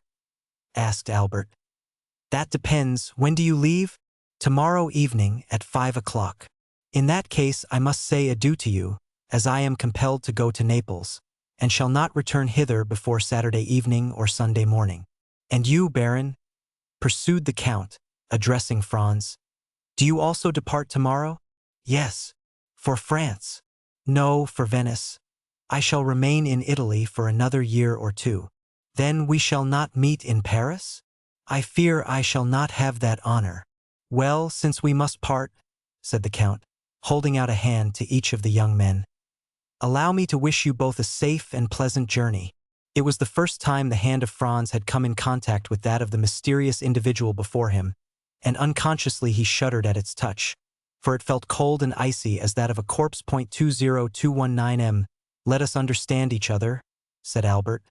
"It is agreed, is it not, that you are to be at number 27 in the Rue du Helder on the 21st of May at 10:30 in the morning, and your word of honor passed for your punctuality?" "The 21st of May at 10:30 in the morning, Rue du Helder, number 27," replied the Count. The young men then rose and, bowing to the Count, quitted the room. "What is the matter?" asked Albert of Franz, when they had returned to their own apartments. "You seem more than commonly thoughtful." "I will confess to you, Albert," replied Franz. "The Count is a very singular person, and the appointment you have made to meet him in Paris fills me with 1,000 apprehensions." "My dear fellow," exclaimed Albert, "what can there possibly be in that to excite uneasiness? Why, you must have lost your senses." "Whether I am in my senses or not," answered Franz, "that is the way I feel." "Listen to me, Franz," said Albert. "I am glad that the occasion has presented itself for saying this to you, for I have noticed how cold you are in your bearing towards the Count, while he, on the other hand, has always been courtesy itself to us. Have you anything particular against him? Possibly. Did you ever meet him previously to coming hither?" "I have." "And where?" "Will you promise me not to repeat a single word of what I am about to tell you?" "I promise." "Upon your honor?" "Upon my honor." "Then listen to me." Franz then related to his friend the history of his excursion to the island of Monte Cristo and of his finding a party of smugglers there, and the 2 Corsican bandits with them. He dwelt with considerable force and energy on the almost magical hospitality he had received from the Count, and the magnificence of his entertainment in the grotto of the 1,001 Nights. He recounted, with circumstantial exactitude, all the particulars of the supper, the hashish, the statues, the dream, and how, at his awakening, there remained no proof or trace of all these events, save the small yacht, seen in the distant horizon driving under full sail toward Porto Vecchio. Then he detailed the conversation overheard by him at the Colosseum, between the Count and Vampa, in which the Count had promised to obtain the release of the bandit Peppino. An engagement which, as our readers are aware, he most faithfully fulfilled at last. He arrived at the adventure of the preceding night, and the embarrassment in which he found himself placed by not having sufficient cash by 600 or 700 piastres to make up the sum required, and finally of his application to the Count and the picturesque and satisfactory result that followed. Albert listened with the most profound attention. "Well," said he, when Franz had concluded, "what do you find to object to in all you have related?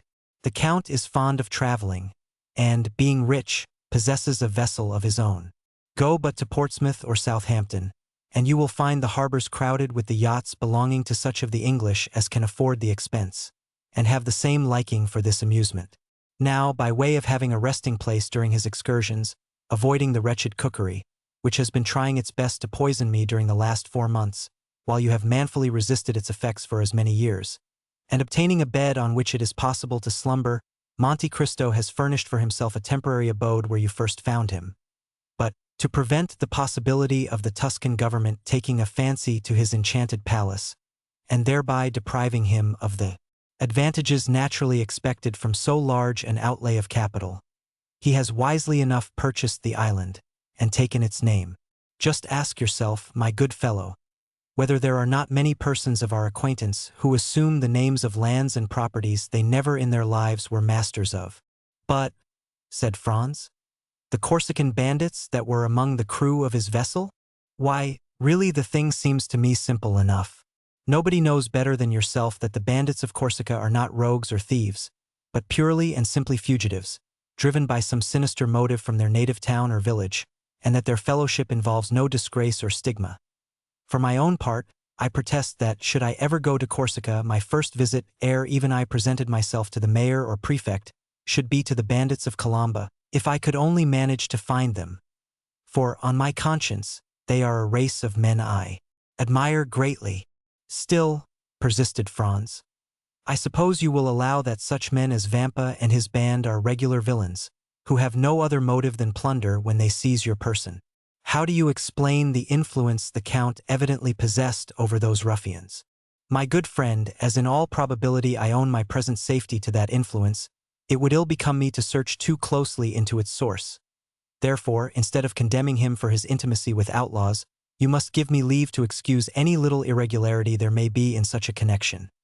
Not altogether for preserving my life, for my own idea was that it never was in much danger, but certainly for saving me 4,000 piastres, which, being translated, means neither more nor less than 24,000 livres of our money, a sum at which, most assuredly, I should never have been estimated in France, proving most indisputably, added Albert with a laugh, that no prophet is honored in his own country. Talking of countries, replied Franz, of what country is the Count? What is his native tongue? Whence does he derive his immense fortune? And what were those events of his early life? A life as marvelous as unknown, that have tinctured his succeeding years with so dark and gloomy a misanthropy? Certainly these are questions that, in your place, I should like to have answered. My dear Franz, replied Albert, when, upon receipt of my letter, you found the necessity of asking the Count's assistance, you promptly went to him, saying, My friend Albert de Morcerf is in danger, help me to deliver him. Was not that nearly what you said? 20222M. It was. Well, then, did he ask you, who is M. Albert de Morcerf? How does he come by his name, his fortune? What are his means of existence? What is his birthplace? Of what country is he a native? Tell me, did he put all these questions to you? I confess he asked me none. No, he merely came and freed me from the hands of Signor Vampa, where, I can assure you, in spite of all my outward appearance of ease and unconcern, I did not very particularly care to remain. Now then, Franz, when, for services so promptly and unhesitatingly rendered, he but asks me in return to do for him what is done daily for any Russian prince or Italian nobleman who may pass through Paris, merely to introduce him into society, would you have me refuse?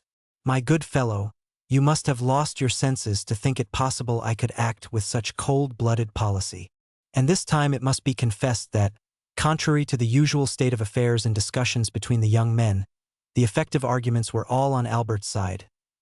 Well, said Franz with a sigh, do as you please, my dear Viscount, for your arguments are beyond my powers of refutation. Still, in spite of all, you must admit that this Count of Monte Cristo is a most singular personage. He is a philanthropist, answered the other, and no doubt his motive in visiting Paris is to compete for the Monthyon prize, given, as you are aware, to whoever shall be proved to have most materially advanced the interests of virtue and humanity. If my vote and interest can obtain it for him, I will readily give him the one and promise the other. And now, my dear Franz, let us talk of something else. Come, shall we take our luncheon, and then pay a last visit to St. Peter's? Franz silently assented, and the following afternoon, at 5:30, the young men parted. Albert de Morcerf to return to Paris, and Franz d'Épinay to pass a fortnight at Venice. But ere he entered his traveling carriage, Albert, fearing that his expected guest might forget the engagement he had entered into, placed in the care of a waiter at the hotel a card to be delivered to the Count of Monte Cristo, on which, beneath the name of Viscount Albert de Morcerf, he had written in pencil, 27, Rue du Helder, on the May 21st, 10:30 a.m. Chapter 39. The guests in the house in the Rue du Helder, where Albert had invited the Count of Monte Cristo, everything was being prepared on the morning of the 21st of May to do honor to the occasion. Albert de Morcerf inhabited a pavilion situated at the corner of a large court, and directly opposite another building, in which were the servants' apartments. 2 windows only of the pavilion faced the street. 3 other windows looked into the court, and 2 at the back into the garden. Between the court and the garden, built in the heavy style of the imperial architecture, was the large and fashionable dwelling of the Count and Countess of Morcerf. A high wall surrounded the whole of the property, surmounted at intervals by vases filled with flowers, and broken in the center by a large gate of gilded iron, which served as the carriage entrance. A small door, close to the lodge of the concierge, gave ingress and egress to the servants and masters when they were on foot. It was easy to discover that the delicate care of a mother, unwilling to part from her son, and yet aware that a young man of the Viscount's age required the full exercise of his liberty, had chosen this habitation for Albert. There were not lacking, however, evidences of what we may call the intelligent egoism of a youth who is charmed with the indolent, careless life of an only son, and who lives as it were in a gilded cage. By means of the 2 windows looking into the street, Albert could see all that passed. The sight of what is going on is necessary to young men, who always want to see the world traverse their horizon, even if that horizon is only a public thoroughfare. Then, should anything appear to merit a more minute examination, Albert de Morcerf could follow up his researches by means of a small gate, similar to that close to the concierge's door, and which merits a particular description. It was a little entrance that seemed never to have been opened since the house was built, so entirely was it covered with dust and dirt. But the well-oiled hinges and locks told quite another story. This door was a mockery to the concierge, from whose vigilance and jurisdiction it was free, and, like that famous portal in the Arabian Nights, opening at the sesame of Ali Baba, it was wont to swing backward at a cabalistic word or a concerted tap from without from the sweetest voices or whitest fingers in the world, the end of a long corridor, with which the door communicated, and which formed the antechamber, was, on the right, Albert's breakfast room, looking into the court, and on the left the salon, looking into the garden. Shrubs and creeping plants covered the windows, and hid from the garden and court these two apartments, the only rooms into which, as they were on the ground floor, the prying eyes of the curious could penetrate. On the floor above were similar rooms, with the addition of a third, formed out of the antechamber. These 3 rooms were a salon, a boudoir, and a bedroom. The salon downstairs was only an Algerian divan, for the use of smokers. The boudoir upstairs communicated with the bedchamber by an invisible door on the staircase. It was evident that every precaution had been taken. Above this floor was a large atelier, which had been increased in size by pulling down the partitions, a pandemonium, in which the artist and the dandy strove for preeminence.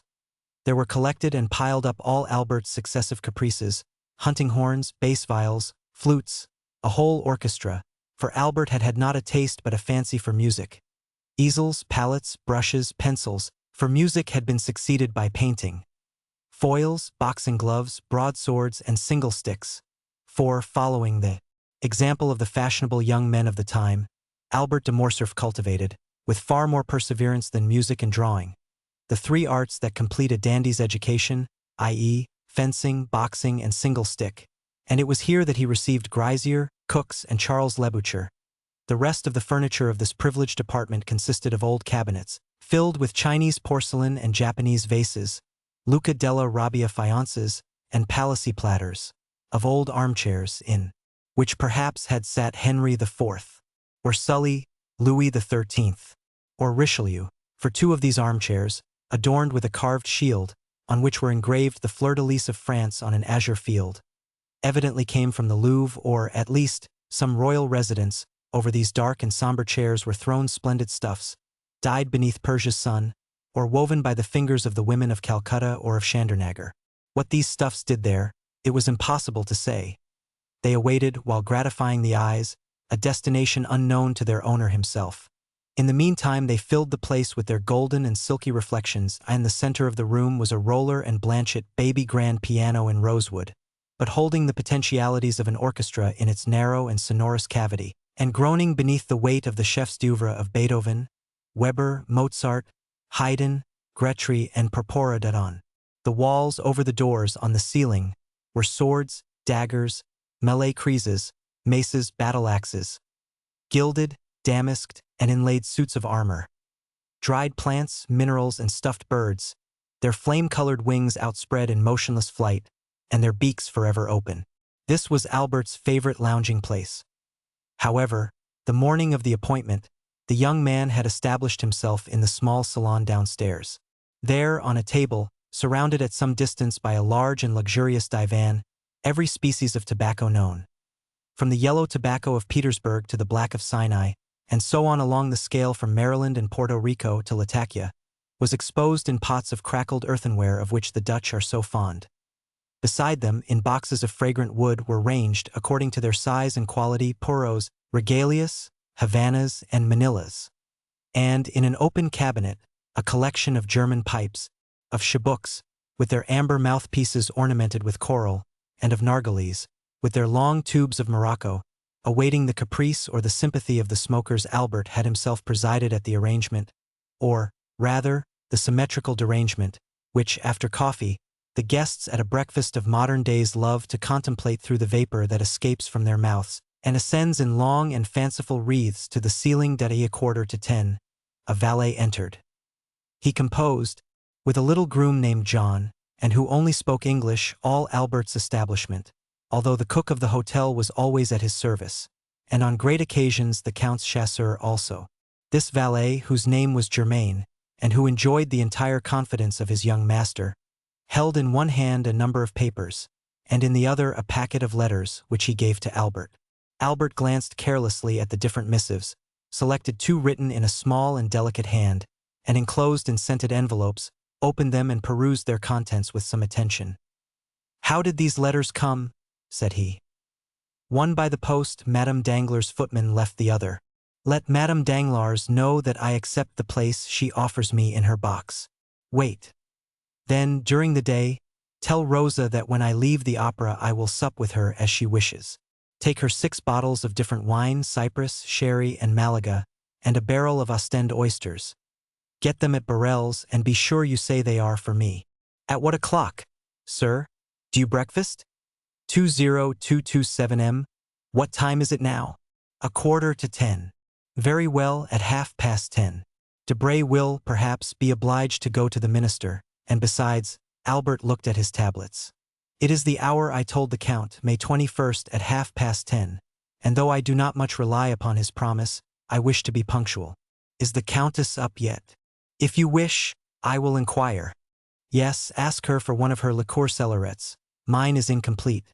And tell her I shall have the honor of seeing her about 3 o'clock, and that I request permission to introduce someone to her. The valet left the room.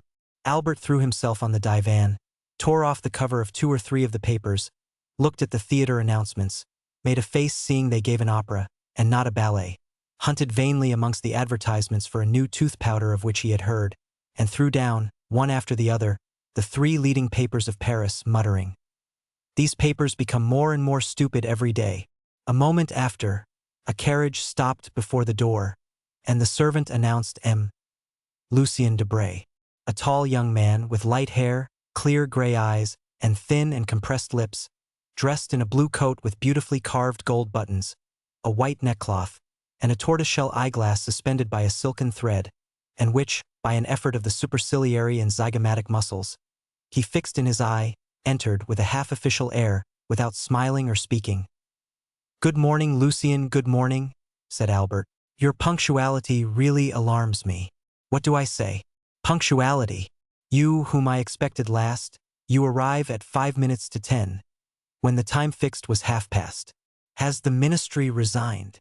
"No, my dear fellow," returned the young man, seating himself on the divan. "Reassure yourself, we are tottering always, but we never fall, and I begin to believe that we shall pass into a state of immobility, and then the affairs of the peninsula will completely consolidate us." "Ah, true. You drive Don Carlos out of Spain." "No, no, my dear fellow, do not confound our plans. We take him to the other side of the French frontier, and offer him hospitality at Bourges." "At Bourges?" "Yes, he has not much to complain of. Bourges is the capital of Charles VII. Do you not know that all Paris knew it yesterday, and the day before it had already transpired on the Bourse, and M. Danglars, I do not know by what means that man contrives to obtain intelligence as soon as we do, made 1,000,000, and you another order, for I see you have a blue ribbon at your buttonhole." "Yes, they sent me the order of Charles III, returned Debray carelessly. "Come, do not affect indifference, but confess you were pleased to have it." "Oh, it is very well as a finish to the toilet. It looks very neat on a black coat buttoned up, and makes you resemble the Prince of Wales or the Duke of Reichstadt. It is for that reason you see me so early, because you have the order of Charles III, and you wish to announce the good news to me?" "No, because I passed the night writing letters, 25 dispatches. I returned home at daybreak and strove to sleep, but my head ached and I got up to have a ride for an hour. At the Bois de Boulogne, ennui and hunger attacked me at once, 2 enemies who rarely accompany each other, and who are yet leagued against me, a sort of Carlo-Republican alliance. I then recollected you gave a breakfast this morning, and here I am. I am hungry, feed me. I am bored, amuse me." "It is my duty as your host," returned Albert, ringing the bell, while Lucien turned over, with his gold-mounted cane, the papers that lay on the table. "Germain, a glass of sherry and a biscuit. In the meantime, my dear Lucien, here are cigars. Contraband, of course.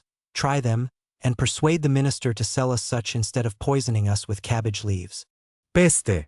"I will do nothing of the kind. The moment they come from government you would find them execrable. Besides, that does not concern the home but the financial department. Address yourself to M. Human, section of the indirect contributions, Corridor A, number 26. On my word, said Albert. You astonish me by the extent of your knowledge. Take a cigar. Really, my dear Albert, replied Lucien, lighting a manila at a rose-colored taper that burnt in a beautifully enameled stand. How happy you are to have nothing to do. You do not know your own good fortune. And what would you do, my dear diplomatist? Replied Morcerf with a slight degree of irony in his voice. If you did nothing, what? Private secretary to a minister, plunged at once into European cabals and Parisian intrigues. Having kings and, better still, queens to protect, parties to unite, elections to direct. Making more use of your cabinet with your pen and your telegraph than Napoleon did of his battlefields with his sword and his victories. Possessing 25,000 francs a year, besides your place. A horse, for which Châteaurenaud offered you 400 louis, and which you would not part with, a tailor who never disappoints you. With the opera, the jockey club, and other diversions, can you not amuse yourself? Well, I will amuse you. How? By introducing to you a new acquaintance. A man or a woman? A man. I know so many men already. But you do not know this man. Where does he come from? The end of the world. Farther still, perhaps. The deuce. I hope he does not bring our breakfast with him. Oh no, our breakfast comes from my father's kitchen. Are you hungry? Humiliating as such a confession is, I am. But I dined at M. de Villefort's, and lawyers always give you very bad dinners. You would think they felt some remorse. Did you ever remark that? Ah, depreciate other persons' dinners. You ministers give such splendid ones. Yes, but we do not invite people of fashion. If we were not forced to entertain a parcel of country boobies because they think and vote with us, we should never dream of dining at home, I assure you. Well, take another glass of sherry and another biscuit. Willingly. Your Spanish wine is excellent. You see, we were quite right to pacify that country. Yes. But Don Carlos? Well, Don Carlos will drink Bordeaux, and in 10 years we will marry his son to the little queen. You will then obtain the golden fleece, if you are still in the ministry. I think, Albert, you have adopted the system of feeding me on smoke this morning. Well, you must allow it is the best thing for the stomach. But I hear Beauchamp in the next room. You can dispute together, and that will pass away the time. About what? About the papers. My dear friend, said Lucien with an air of sovereign contempt. Do I ever read the papers? Then you will dispute the more. M. Beauchamp, announced the servant. Come in, said Albert, rising and advancing to meet the young man. Here is Debray, who detests you without reading you, so he says. He is quite right, returned Beauchamp, for I criticize him without knowing what he does. Good day, Commander. Ah, you know that already? Said the private secretary, smiling and shaking hands with him. Pardieu! And what do they say of it in the world? In which world? We have so many worlds in the year of grace 1838. In the entire political world, of which you are one of the leaders. They say that it is quite fair, and that sowing so much red, you ought to reap a little blue. Come, that is not bad, said Lucien. Why do you not join our party, my dear Beauchamp? With your talents you would make your fortune in 3 or 4 years. I only await one thing before following your advice. That is, a minister who will hold office for 6 months. My dear Albert, one word, for I must give poor Lucien a respite. Do we breakfast or dine? I must go to the chamber, for our life is not an idle one. You only breakfast. I await 2 persons, and the instant they arrive we shall sit down to table. What I know is that, like a fool, a greater fool than he of whom I spoke just now, I mistook for this peasant girl a young bandit of 15 or 16, with a beardless chin and slim waist, and who, just as I was about to imprint a chaste salute on his lips, placed a pistol to my head, and, aided by 7 or 8 others, led or rather dragged me to the catacombs of St. Sebastian, where I found a highly educated brigand chief perusing Caesar's commentaries, and who deigned to leave off reading to inform me that unless the next morning, before 6 o'clock, 4,000 piastres were paid into his account at his banker's, At 6:15 I should have ceased to exist. The letter is still to be seen, for it is in Franz d'Épinay's possession, signed by me, and with a postscript of M. Luigi Vampa. This is all I know, but I know not, Count, how you contrive to inspire so much respect in the bandits of Rome who ordinarily have so little respect for anything. I assure you, Franz and I were lost in admiration. Nothing more simple, returned the Count. I had known the famous Vampa for more than 10 years. When he was quite a child and only a shepherd, I gave him a few gold pieces for showing me my way, and he, in order to repay me, gave me a poniard, the hilt of which he had carved with his own hand, and which you may have seen in my collection of arms. In after years, whether he had forgotten this interchange of presents, which ought to have cemented our friendship, or whether he did not recollect me, he sought to take me, but, on the contrary, it was I who captured him and a dozen of his band. I might have handed him over to Roman justice, which is somewhat expeditious, and which would have been particularly so with him, but I did nothing of the sort. I suffered him and his band to depart. With the condition that they should sin no more, said Beauchamp, laughing. I see they kept their promise. No, monsieur, returned Monte Cristo, upon the simple condition that they should respect myself and my friends. Perhaps what I am about to say may seem strange to you, who are socialists and vaunt humanity and your duty to your neighbor, but I never seek to protect a society which does not protect me, and which I will even say, generally occupies itself about me only to injure me, and thus by giving them a low place in my esteem, and preserving a neutrality towards them, it is society and my neighbor who are indebted to me. Bravo, cried Châteaurenaud. You are the first man I ever met sufficiently courageous to preach egotism. Bravo, Count, bravo. It is frank, at least, said Morrel. But I am sure that the Count does not regret having once deviated from the principles he has so boldly avowed. How have I deviated from those principles, monsieur? Asked Monte Cristo, who could not help looking at Morrel with so much intensity that 2 or 3 times the young man had been unable to sustain that clear and piercing glance. Why, it seems to me, replied Morrel, that in delivering M. de Morcerf, whom you did not know, you did good to your neighbor and to society, of which he is the brightest ornament, said Beauchamp, drinking off a glass of champagne. My dear Count, cried Morcerf, you are at fault, you, one of the most formidable logicians I know, and you must see it clearly proved that instead of being an egotist, you are a philanthropist. Ah, you call yourself Oriental, Levantine, Maltese, Indian, Chinese. Your family name is Monte Cristo. Sinbad the Sailor is your baptismal appellation, and yet the first day you set foot in Paris you instinctively display the greatest virtue, or rather the chief defect of us eccentric Parisians. That is, you assume the vices you have not and conceal the virtues you possess. My dear Vicomte, returned Monte Cristo, I do not see, in all I have done, anything that merits, either from you or these gentlemen, the pretended eulogies I have received. You were no stranger to me, for I knew you from the time I gave up 2 rooms to you, invited you to breakfast with me, lent you one of my carriages, witnessed the carnival in your company, and saw with you from a window in the Piazza del Popolo the execution that affected you so much that you nearly fainted. I will appeal to any of these gentlemen. Could I leave my guest in the hands of a hideous bandit, as you term him? Besides, I had the idea that you could introduce me into some of the Paris salons when I came to France.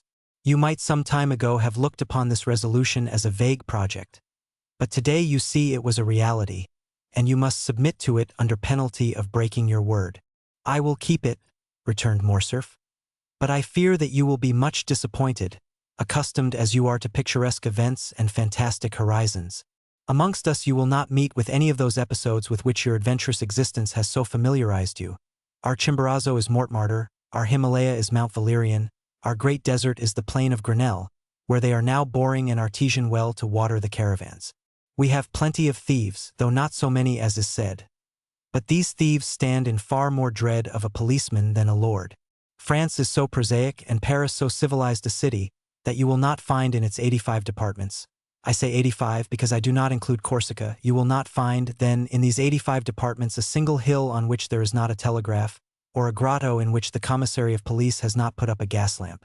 There is but one service I can render you, and for that I place myself entirely at your orders, that is, to present or make my friends present you everywhere. Besides, you have no need of anyone to introduce you, with your name and your fortune and your talent. Monte Cristo bowed with a somewhat ironical smile. You can present yourself everywhere and be well received. I can be useful in one way only, if knowledge of Parisian habits, of the means of rendering yourself comfortable, or of the bazaars, can assist, you may depend upon me to find you a fitting dwelling here. I do not dare offer to share my apartments with you as I shared yours at Rome. I, who do not profess egotism, but am yet egotist par excellence. For, except myself, these rooms would not hold a shadow more, unless that shadow were feminine. Ah, said the Count, that is a most conjugal reservation. I recollect that at Rome you said something of a projected marriage. May I congratulate you? The affair is still in projection. And he who says in projection means already decided, said Debray. No, replied Morcerf. My father is most anxious about it, and I hope, ere long, to introduce you, if not to my wife, at least to my betrothed, Mademoiselle Eugénie Danglars. Eugénie Danglars, said Monte Cristo. Tell me, is not her father Baron Danglars? Yes, returned Morcerf. A baron of a new creation. What matter, said Monte Cristo, if he has rendered the state services which merit this distinction? Enormous ones, answered Beauchamp. Although in reality a liberal, he negotiated a loan of 6 millions for Charles X, in 1829, who made him a baron and chevalier of the Legion of Honor, so that he wears the ribbon, not, as you would think, in his waistcoat pocket, but at his buttonhole. Ah, interrupted Morcerf, laughing. Beauchamp, keep that for the corsair or the chivalry, but spare my future father-in-law before me. Then, turning to Monte Cristo, you just now spoke his name as if you knew the Baron? I do not know him, returned Monte Cristo, but I shall probably soon make his acquaintance, for I have a credit opened with him by the house of Richard and Blunt, of London, Arstein and Escles of Vienna, and Thomson and French at Rome. As he pronounced the two last names, the Count glanced at Maximilian Morrel. If the stranger expected to produce an effect on Morrel, he was not mistaken. Maximilian started as if he had been electrified. Thomson and French, said he. Do you know this house, monsieur? They are my bankers in the capital of the Christian world, returned the Count quietly. Can my influence with them be of any service to you? Oh, Count, you could assist me perhaps in researches which have been, up to the present, fruitless. This house, in past years, did ours a great service, and has, I know not for what reason, always denied having rendered us this service. I shall be at your orders, said Monte Cristo, bowing. But, continued Morcerf, à propos of Danglars, we have strangely wandered from the subject. We were speaking of a suitable habitation for the Count of Monte Cristo. Come, gentlemen, let us all propose some place. Where shall we lodge this new guest in our great capital? Faubourg Saint-Germain, said Châteaurenaud. The Count will find there a charming hotel with a court and garden. Chapter 40. The breakfast. And what sort of persons do you expect to breakfast? Said Beauchamp. A gentleman and a diplomatist. Then we shall have to wait 2 hours for the gentleman, and 3 for the diplomatist. I shall come back to dessert. Keep me some strawberries, coffee, and cigars. I shall take a cutlet on my way to the chamber. Do not do anything of the sort, for were the gentleman a Montmorency, and the diplomatist a Metternich, we will breakfast at 11. In the meantime, follow Debray's example, and take a glass of sherry and a biscuit. Be it so. I will stay. I must do something to distract my thoughts. You are like Debray, and yet it seems to me that when the minister is out of spirits, the opposition ought to be joyous. Ah, you do not know with what I am threatened. I shall hear this morning that M. Danglars make a speech at the Chamber of Deputies, and at his wife's this evening I shall hear the tragedy of a peer of France. The devil take the constitutional government, and since we had our choice, as they say, at least how could we choose that? I understand. You must lay in a stock of hilarity. Do not run down M. Danglars' speeches, said Debray. He votes for you, for he belongs to the opposition. Pardieu, that is exactly the worst of all. I am waiting until you send him to speak at the Luxembourg, to laugh at my ease. My dear friend, said Albert to Beauchamp, it is plain that the affairs of Spain are settled, for you are most desperately out of humor this morning. Recollect that Parisian gossip has spoken of a marriage between myself and Emily Eugénie Danglars. I cannot in conscience, therefore, let you run down the speeches of a man who will one day say to me, 'Vicomte, you know I give my daughter 2 millions.' Ah, this marriage will never take place," said Beauchamp. "The king has made him a baron and can make him a peer, but he cannot make him a gentleman, and the Count of Morcerf is too aristocratic to consent, for the paltry sum of 2 million francs, to a mésalliance. The Viscount of Morcerf can only wed a marchioness." "But 2 million francs make a nice little sum," replied Morcerf. "It is the social capital of a theatre on the boulevard, or a railroad from the Jardin des Plantes to La Rapée." "Never mind what he says, Morcerf," said Debray. "Do you marry her? You marry a moneybag label, it is true. Well, but what does that matter? It is better to have a blazon less and a figure more on it. You have 7 martlets on your arms. Give 3 to your wife and you will still have 4. That is 1 more than M. de Guise had, who so nearly became King of France, and whose cousin was Emperor of Germany." "On my word, I think you are right, Lucien," said Albert absently. "To be sure, besides, every millionaire is as noble as a bastard, that is, he can be." "Do not say that, Debray," returned Beauchamp, laughing. "For here is Châteaurenaud, who, to cure you of your mania for paradoxes, will pass the sword of Renaud de Montauban, his ancestor, through your body." "He will sully it then," returned Lucien, "for I am low, very low." "Oh, heavens!" cried Beauchamp. "The minister quotes Béranger. What shall we come to next?" "M. de Châteaurenaud, Maximilian Morel," said the servant, announcing 2 fresh guests. "Now then, to breakfast," said Beauchamp. "For, if I remember, you told me you only expected 2 persons, Albert." "Morel," muttered Albert. "Morel, who is he?" But before he had finished, M.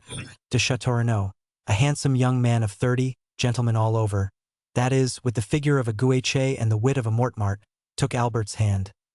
"My dear Albert," said he, "let me introduce to you M. Maximilian Morel, captain of Spa, my friend, and what is more, however the man speaks for himself, my preserver. Salute my hero, Viscount." And he stepped on one side to give place to a young man of refined and dignified bearing, with large and open brow, piercing eyes, and black mustache, whom our readers have already seen at Marseilles, under circumstances sufficiently dramatic not to be forgotten. A rich uniform, half French, half Oriental, set off his graceful and stalwart figure, and his broad chest was decorated with the Order of the Legion of Honor. The young officer bowed with easy and elegant politeness. "Monsieur," said Albert with affectionate courtesy. The Count of Châteaurenaud knew how much pleasure this introduction would give me. "You are his friend, be ours also." "Well said," interrupted Châteaurenaud. "And pray that, if you should ever be in a similar predicament, he may do as much for you as he did for me." "What has he done?" asked Albert. "Oh, nothing worth speaking of," said Morel. M. de Châteaurenaud exaggerates. "Not worth speaking of?" cried Châteaurenaud. "Life is not worth speaking of. That is rather too philosophical, on my word, Morel. It is very well for you, who risk your life every day, but for me, who only did so once. We gather from all this, Baron, that Captain Morel saved your life." "Exactly so. On what occasion?" asked Beauchamp. "Beauchamp, my good fellow, you know I am starving," said Debray. "Do not set him off on some long story." "Well, I do not prevent your sitting down to table," replied Beauchamp. "Châteaurenaud can tell us while we eat our breakfast."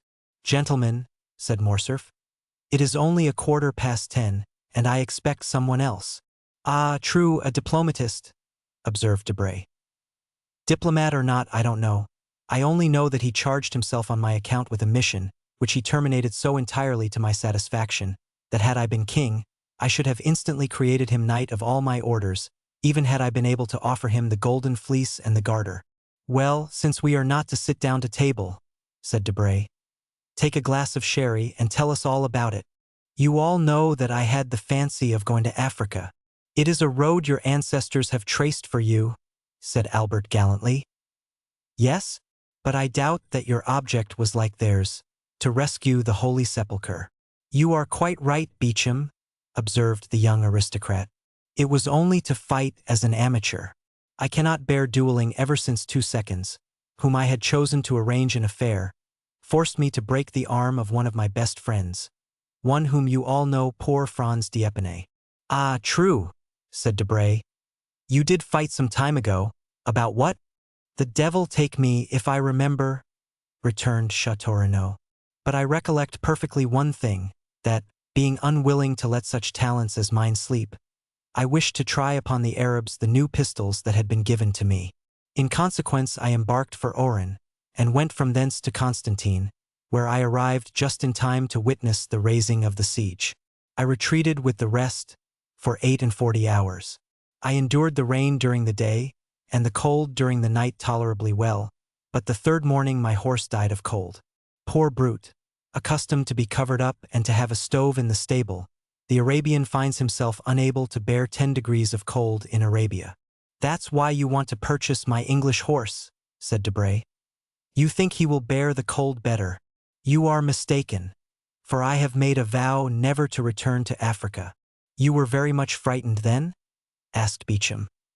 Well, yes, and I had good reason to be so, replied Chateau Renaud. I was retreating on foot, for my horse was dead. 6 Arabs came up, full gallop, to cut off my head. I shot 2 with my double-barreled gun and 2 more with my pistols, but I was then disarmed and 2 were still left. One seized me by the hair, that is why I now wear it so short, for no one knows what may happen. The other swung a yataghan, and I already felt the cold steel on my neck, when this gentleman whom you see here charged them, shot the one who held me by the hair and cleft the skull of the other with his saber. He had assigned himself the task of saving a man's life that day. Chance caused that man to be myself. When I am rich, I will order a statue of Chance from Clagman or Marichetti. Yes, said Morel, smiling. It was the 5th of September, the anniversary of the day on which my father was miraculously preserved. Therefore, as far as it lies in my power, I endeavor to celebrate it by some heroic action, interrupted Chateau Renaud. I was chosen, but that is not all. After rescuing me from the sword, he rescued me from the cold, not by sharing his cloak with me, like Saint Martin, but by giving me the whole. Then from hunger by sharing with me, guess what? A Strasbourg pie? Asked Beauchamp. No, his horse, of which we each of us ate a slice with a hearty appetite. It was very hard. The horse? Said Morcerf, laughing. No, the sacrifice, returned Chateau Renaud. Ask Debray if he would sacrifice his English steed for a stranger? Not for a stranger, said Debray, but for a friend I might, perhaps. I divined that you would become mine, Count, replied Morel. Besides, as I had the honor to tell you, heroism or not, sacrifice or not, that day I owed an offering to bad fortune in recompense for the favors good fortune had on other days granted to us. The history to which M. Morel alludes, continued Chateau Renaud, is an admirable one, which he will tell you some day when you are better acquainted with him. Today let us fill our stomachs and not our memories. What time do you breakfast, Albert? At 10:30. Precisely? Asked Debray, taking out his watch. Oh, you will give me 5 minutes' grace, replied Morcerf, for I also expect a preserver. Of whom? Of myself, cried Morcerf. Parbleu! Do you think I cannot be saved as well as anyone else, and that there are only Arabs who cut off heads? Our breakfast is a philanthropic one, and we shall have at table, at least I hope so, 2 benefactors of humanity. What shall we do? Said Debray. We have only 1 Monthyon prize. Well, it will be given to someone who has done nothing to deserve it, said Beauchamp. That is the way the Academy mostly escapes from the dilemma. And where does he come from? Asked Debray. You have already answered the question once, but so vaguely that I venture to put it a second time. Really, said Albert, I do not know. When I invited him 3 months ago, he was then at Rome. But since that time, who knows where he may have gone? And you think him capable of being exact? Demanded Debray. I think him capable of everything. Well, with the 5 minutes' grace, we have only 10 left. I will profit by them to tell you something about my guest. I beg pardon, interrupted Beauchamp. Are there any materials for an article in what you are going to tell us? Yes, and for a most curious one. Go on, then, for I see I shall not get to the chamber this morning, and I must make up for it. I was at Rome during the last carnival. We know that, said Beauchamp. Yes, but what you do not know is that I was carried off by bandits. There are no bandits, cried Debray. Yes, there are, and most hideous, or rather most admirable ones, for I found them ugly enough to frighten me. Come, my dear Albert, said Debray. Confess that your cook is behindhand, that the oysters have not arrived from Ostend or Marennes, and that, like Madame de Maintenon, you are going to replace the dish by a story. Say so at once. We are sufficiently well-bred to excuse you, and to listen to your history, fabulous as it promises to be. And I say to you, fabulous as it may seem, I tell it as a true one from beginning to end. The brigands had carried me off, and conducted me to a gloomy spot, called the Catacombs of Saint Sebastian. I know it, said Châteaurenaud. I narrowly escaped catching a fever there, and I did more than that, replied Morcerf, for I caught one.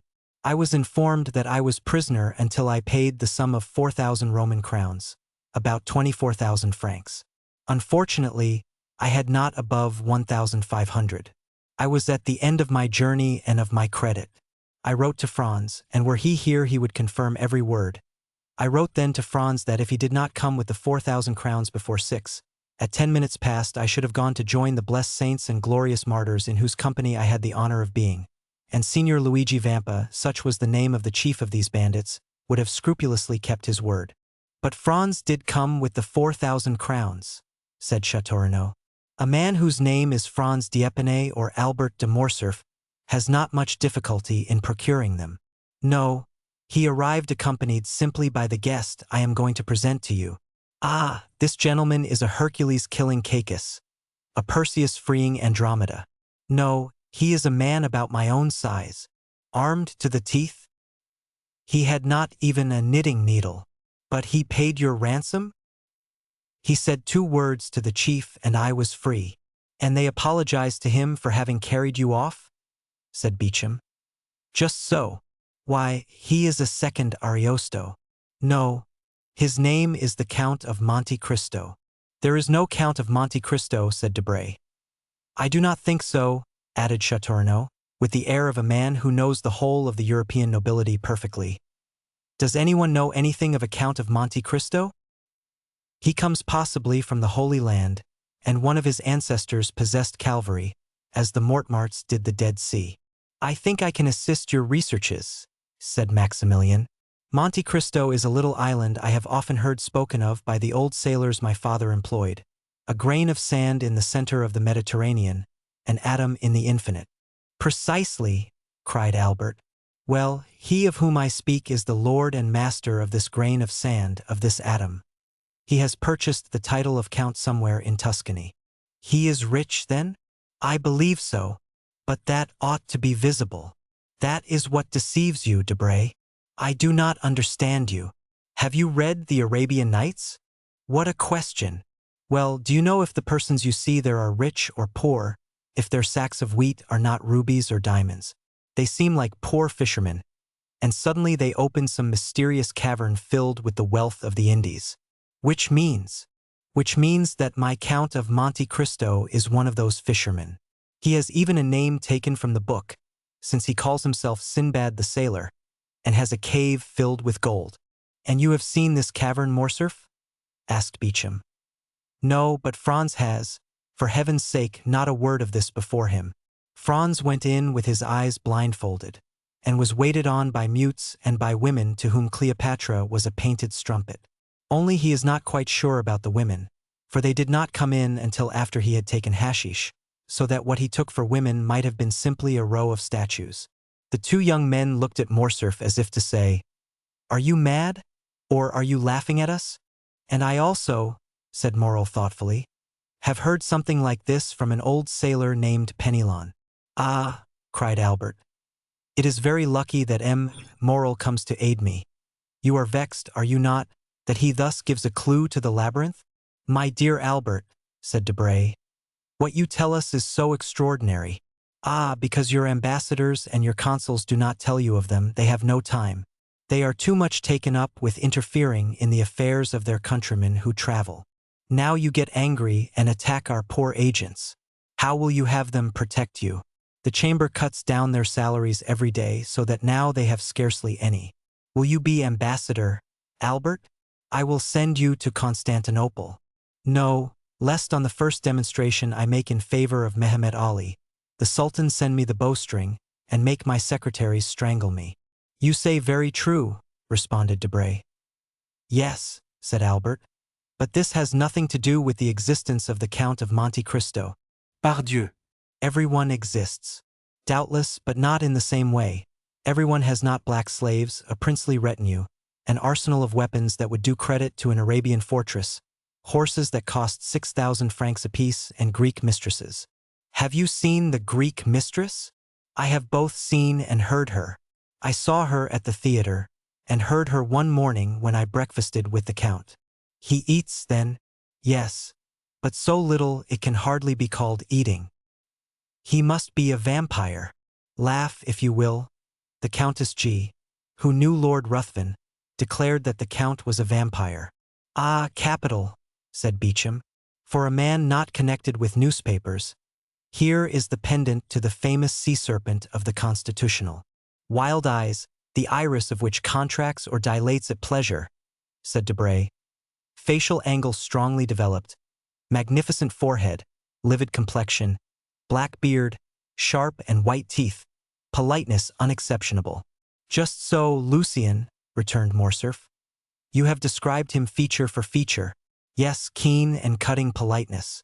This man has often made me shudder, and one day when we were viewing an execution, I thought I should faint, more from hearing the cold and calm manner in which he spoke of every description of torture, than from the sight of the executioner and the culprit."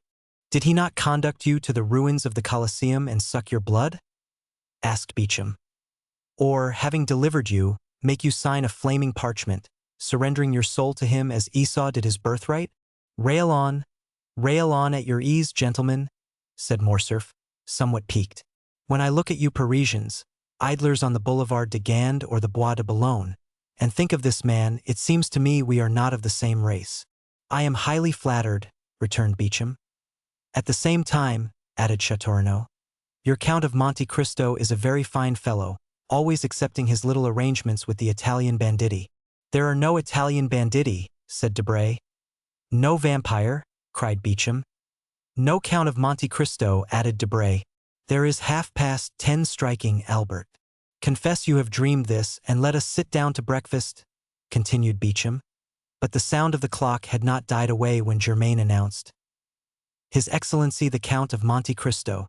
The involuntary start everyone gave proved how much Morcerf's narrative had impressed them, and Albert himself could not wholly refrain from manifesting sudden emotion. He had not heard a carriage stop in the street, or steps in the antechamber. The door had itself opened noiselessly. The Count appeared, dressed with the greatest simplicity, but the most fastidious dandy could have found nothing to cavil at in his toilet. Every article of dress, hat, coat, gloves, and boots, was from the first makers. He seemed scarcely 35, but what struck everybody was his extreme resemblance to the portrait Debray had drawn. The Count advanced, smiling, into the center of the room and approached Albert, who hastened towards him holding out his hand in a ceremonial manner. "Punctuality," said Monte Cristo, "is the politeness of kings, according to one of your sovereigns, I think, but it is not the same with travelers. However, I hope you will excuse the 2 or 3 seconds I am behindhand. 500 leagues are not to be accomplished without some trouble, and especially in France, where, it seems, it is forbidden to beat the postilions." "My dear Count," replied Albert, "I was announcing your visit to some of my friends, whom I had invited in consequence of the promise you did me the honor to make, and whom I now present to you. They are the Count of Châteaurenaud, whose nobility goes back to the 12 peers, and whose ancestors had a place at the Round Table. M. Lucien Debray, private secretary to the Minister of the Interior. M. Beauchamp, an editor of a paper and the terror of the French government, but of whom, in spite of his national celebrity, you perhaps have not heard in Italy, since his paper is prohibited there, and M. Maximilian Morel, captain of Spa His." At this name the Count, who had hitherto saluted everyone with courtesy, but at the same time with coldness and formality, stepped a pace forward, and a slight tinge of red colored his pale cheeks. "You wear the uniform of the new French conquerors, monsieur," said he. "It is a handsome uniform." No one could have said what caused the Count's voice to vibrate so deeply, and what made his eye flash, which was in general so clear, lustrous, and limpid when he pleased. "You have never seen our Africans, Count?" said Albert. "Never," replied the Count, who was by this time perfectly master of himself again. Well, beneath this uniform beats one of the bravest and noblest hearts in the whole army. Oh, de Morcerf, interrupted Morrel.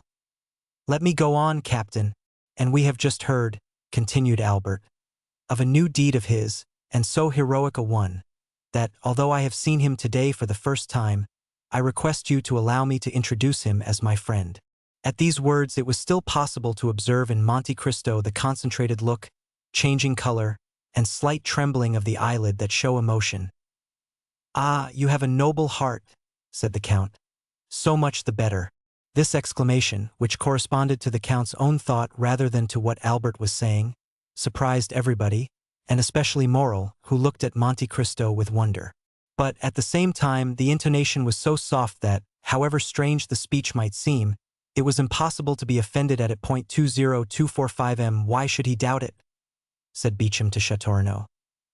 In reality, replied the latter, who, with his aristocratic glance and his knowledge of the world, had penetrated at once all that was penetrable in Monte Cristo, Albert has not deceived us, for the Count is a most singular being. What say you, Morrel? Ma foi. He has an open look about him that pleases me, in spite of the singular remark he has made about me.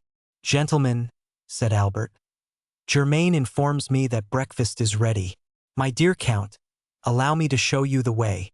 They passed silently into the breakfast room, and everyone took his place.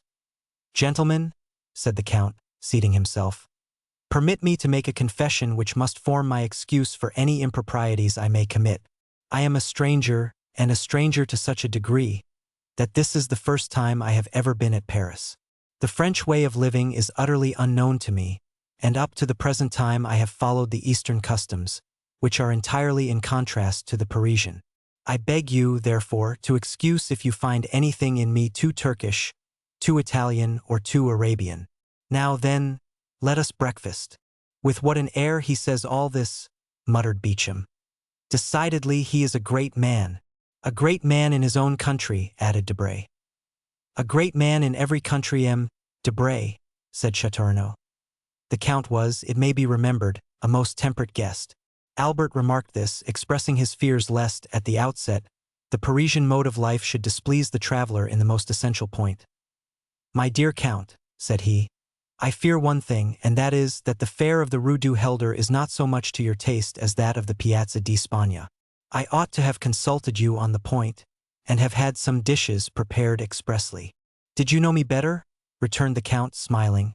You would not give one thought of such a thing for a traveler like myself, who has successively lived on macaroni at Naples, polenta at Milan, olla podrida at Valencia, pillau at Constantinople, curry in India, and swallows' nests in China. I eat everywhere, and of everything, only I eat but little. And today, that you reproach me with my want of appetite, is my day of appetite, for I have not eaten since yesterday morning. What? Cried all the guests. You have not eaten for 24 hours? No, replied the Count. I was forced to go out of my road to obtain some information near Nîmes, so that I was somewhat late, and therefore I did not choose to stop. And you ate in your carriage? Asked Morcerf. No, I slept, as I generally do when I am weary without having the courage to amuse myself, or when I am hungry without feeling inclined to eat. But you can sleep when you please, monsieur? Said Morrel. Yes. You have a recipe for it? An infallible one. That would be invaluable to us in Africa, who have not always any food to eat, and rarely anything to drink. Yes, said Monte Cristo. But, unfortunately, a recipe excellent for a man like myself would be very dangerous applied to an army, which might not awake when it was needed. May we inquire what is this recipe? Asked Debray. Oh yes, returned Monte Cristo. I make no secret of it. It is a mixture of excellent opium, which I fetched myself from Canton in order to have it pure, and the best hashish which grows in the east, that is, between the Tigris and the Euphrates. These two ingredients are mixed in equal proportions, and formed into pills. 10 minutes after one is taken, the effect is produced. Ask Baron Franz d'Épinay. I think he tasted them one day. Yes, replied Morcerf. He said something about it to me. But, said Beauchamp, who, as became a journalist, was very incredulous, you always carry this drug about you? Always. Would it be an indiscretion to ask to see those precious pills? Continued Beauchamp, hoping to take him at a disadvantage. No, monsieur, returned the Count, and he drew from his pocket a marvelous casket, formed out of a single emerald and closed by a golden lid which unscrewed and gave passage to a small greenish-colored pellet about the size of a pea. This ball had an acrid and penetrating odor. There were 4 or 5 more in the emerald, which would contain about a dozen. The casket passed around the table, but it was more to examine the admirable emerald than to see the pills that it passed from hand to hand. "And is it your cook who prepares these pills?" asked Beauchamp. "Oh no, monsieur," replied Monte Cristo. "I do not thus betray my enjoyments to the vulgar. I am a tolerable chemist, and prepare my pills myself." "This is a magnificent emerald, and the largest I have ever seen," said Châteaurenaud. "Although my mother has some remarkable family jewels." "I had 3 similar ones," returned Monte Cristo. "I gave one to the Sultan, who mounted it in his sabre, another to our Holy Father the Pope, who had it set in his tiara, opposite to one nearly as large, though not so fine, given by the Emperor Napoleon to his predecessor, Pius VII. I kept the 3rd for myself, and I had it hollowed out, which reduced its value, but rendered it more commodious for the purpose I intended." Everyone looked at Monte Cristo with astonishment. He spoke with so much simplicity that it was evident he spoke the truth, or that he was mad. However, the sight of the emerald made them naturally incline to the former belief. "And what did these 2 sovereigns give you in exchange for these magnificent presents?" asked Debray. "The Sultan, the liberty of a woman," replied the Count. "The Pope, the life of a man, so that once in my life I have been as powerful as if heaven had brought me into the world on the steps of a throne." "And it was Peppino you saved, was it not?" cried Morcerf. "It was for him that you obtained pardon, perhaps?" returned the Count, smiling.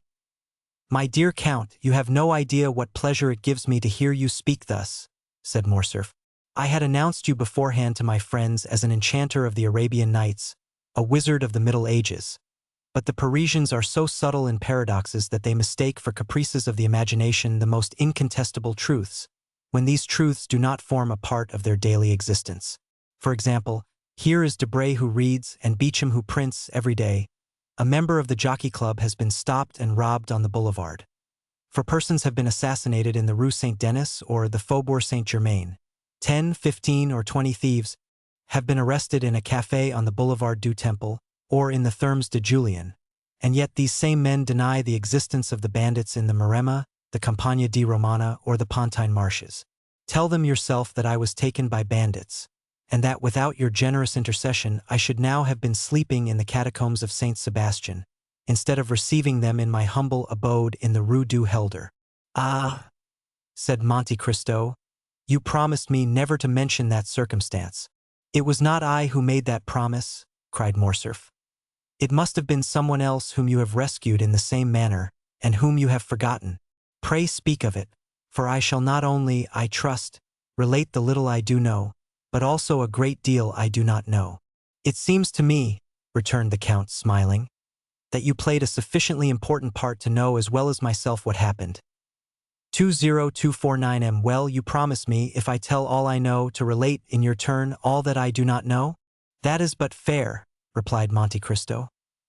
"Well," said Morcerf, "for 3 days I believed myself the object of the attentions of a mask, whom I took for a descendant of Tullia or Papia, while I was simply the object of the attentions of a contadina, and I say contadina to avoid saying peasant girl. What I know is that, like a fool, a greater fool than he of whom I spoke just now, I mistook for this peasant girl a young bandit of 15 or 16, with a beardless chin and slim waist, and who, just as I was about to imprint a chaste salute on his lips, placed a pistol to my head, and, aided by 7 or 8 others, led, or rather dragged me, to the catacombs of Saint Sebastian, where I found a highly educated brigand chief perusing Caesar's commentaries, and who deigned to leave off reading to inform me that unless the next morning, before 6 o'clock, 4,000 piastres were paid into his account at his banker's, at 6:15 I should have ceased to exist. The letter is still to be seen, for it is in Franz d'Épinay's possession, signed by me, and with a postscript of M. Luigi Vampa. This is all I know, but I know not, Count, how you contrive to inspire so much respect in the bandits of Rome who ordinarily have so little respect for anything. I assure you, Franz and I were lost in admiration. Nothing more simple, returned the Count. I had known the famous Vampa for more than 10 years.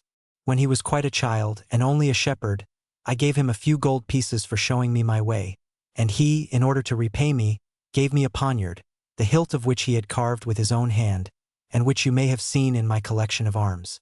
In after years, whether he had forgotten this interchange of presents, which ought to have cemented our friendship, or whether he did not recollect me, he sought to take me, but, on the contrary, it was I who captured him and a dozen of his band. I might have handed him over to Roman justice, which is somewhat expeditious, and which would have been particularly so with him, but I did nothing of the sort. I suffered him and his band to depart. With the condition that they should sin no more, said Beauchamp, laughing. I see they kept their promise.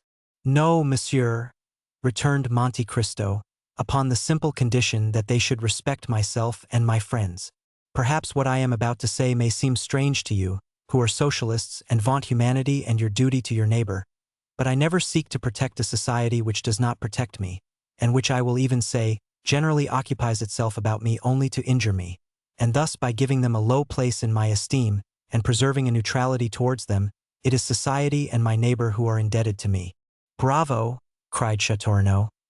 You are the first man I ever met sufficiently courageous to preach egotism. Bravo, Count, bravo. It is frank, at least, said Morrel. But I am sure that the Count does not regret having once deviated from the principles he has so boldly avowed. How have I deviated from those principles, monsieur? Asked Monte Cristo, who could not help looking at Morrel with so much intensity that 2 or 3 times the young man had been unable to sustain that clear and piercing glance. Why, it seems to me, replied Morrel, that in delivering M. de Morcerf, whom you did not know, you did good to your neighbor and to society, of which he is the brightest ornament, said Beauchamp, drinking off a glass of champagne. My dear Count, cried Morcerf, you are at fault, you, one of the most formidable logicians I know, and you must see it clearly proved that instead of being an egotist, you are a philanthropist. Ah, you call yourself Oriental, Levantine, Maltese, Indian, Chinese. Your family name is Monte Cristo. Sinbad the Sailor is your baptismal appellation, and yet the first day you set foot in Paris you instinctively display the greatest virtue, or rather the chief defect of us eccentric Parisians. That is, you assume the vices you have not and conceal the virtues you possess.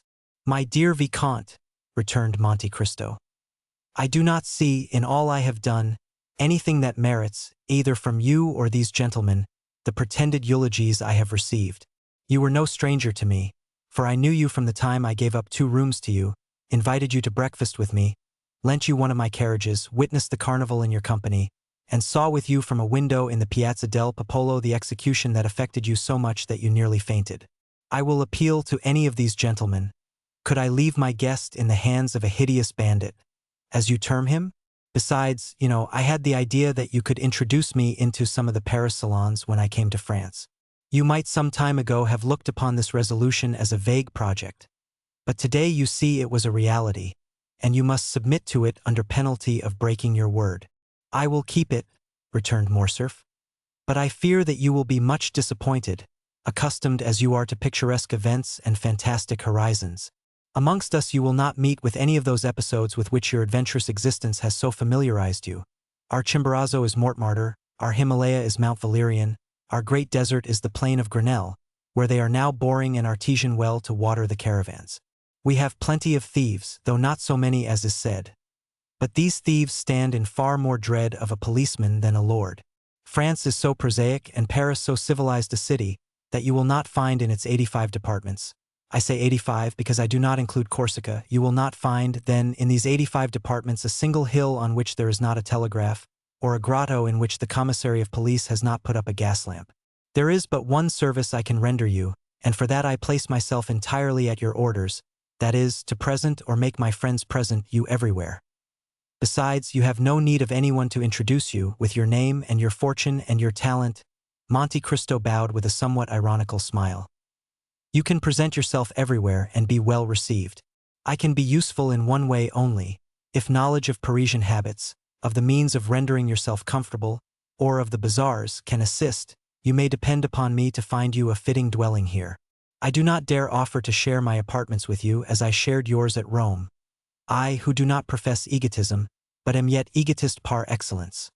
For, except myself, these rooms would not hold a shadow more, unless that shadow were feminine. Ah, said the Count, that is a most conjugal reservation. I recollect that at Rome you said something of a projected marriage. May I congratulate you? The affair is still in projection. And he who says in projection means already decided, said Debray. No, replied Morcerf. My father is most anxious about it, and I hope, ere long, to introduce you, if not to my wife, at least to my betrothed, Mademoiselle Eugénie Danglars. Eugénie Danglars, said Monte Cristo. Tell me, is not her father Baron Danglars? Yes, returned Morcerf. A baron of a new creation. What matter, said Monte Cristo, if he has rendered the state services which merit this distinction? Enormous ones, answered Beauchamp.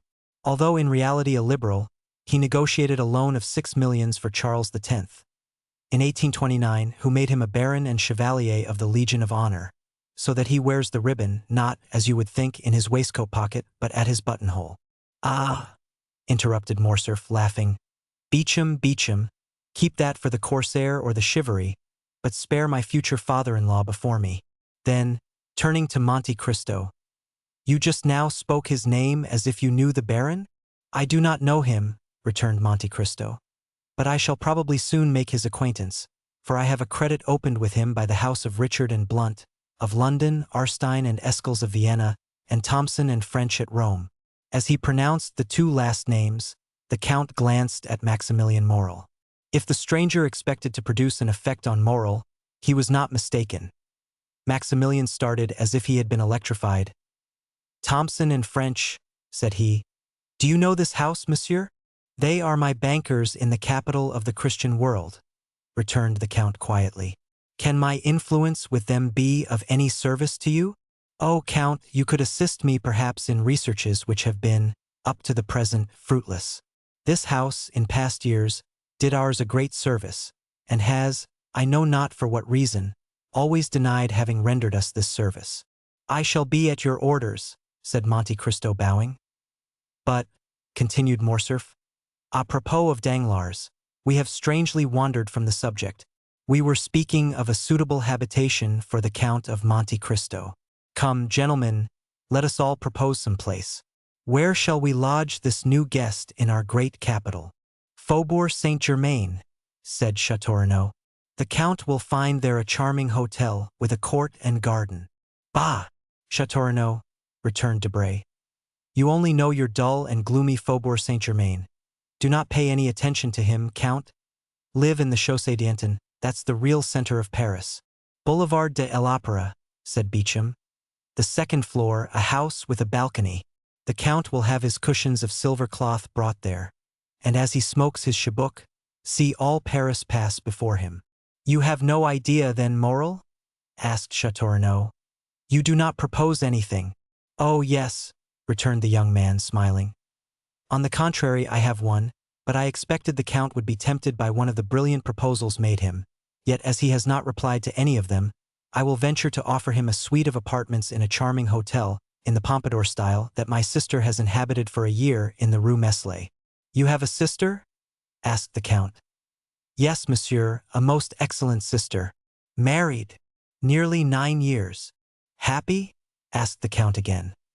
As happy as it is permitted to a human creature to be, replied Maximilian.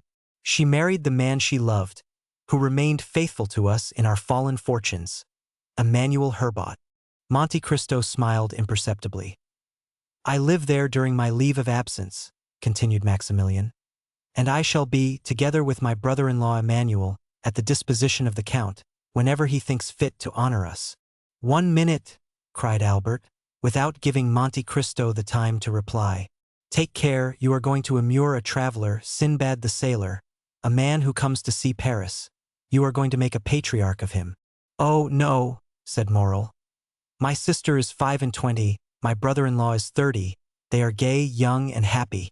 Besides, the Count will be in his own house, and only see them when he thinks fit to do so. Thanks, monsieur, said Monte Cristo. I shall content myself with being presented to your sister and her husband, if you will do me the honor to introduce me. but I cannot accept the offer of any one of these gentlemen, since my habitation is already prepared." "What?" cried Morcerf. "You are, then, going to a hotel? That will be very dull for you." "Was I so badly lodged at Rome?" said Monte Cristo, smiling. "Parbleu! At Rome you spent 50,000 piastres in furnishing your apartments, but I presume that you are not disposed to spend a similar sum every day."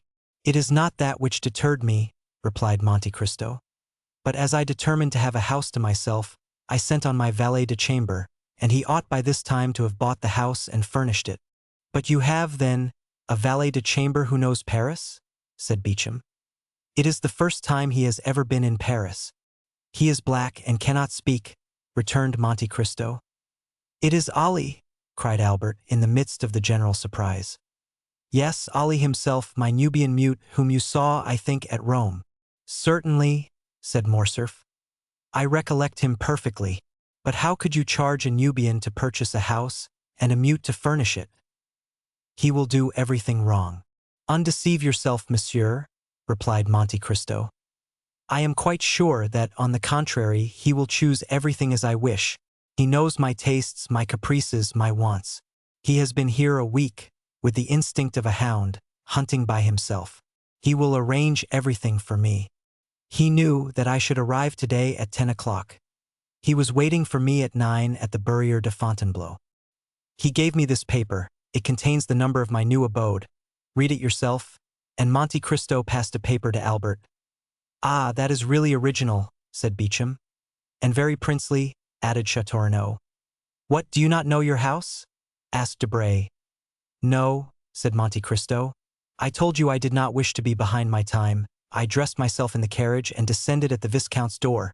The young men looked at each other. They did not know if it was a comedy Monte Cristo was playing, but every word he uttered had such an air of simplicity that it was impossible to suppose what he said was false. Besides, why should he tell a falsehood?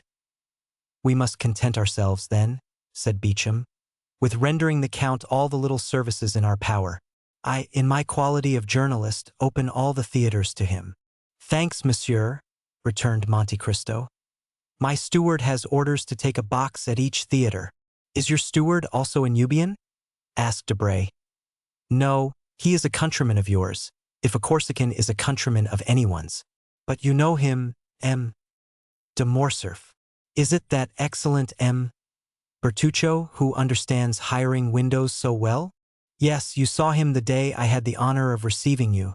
He has been a soldier, a smuggler, in fact everything.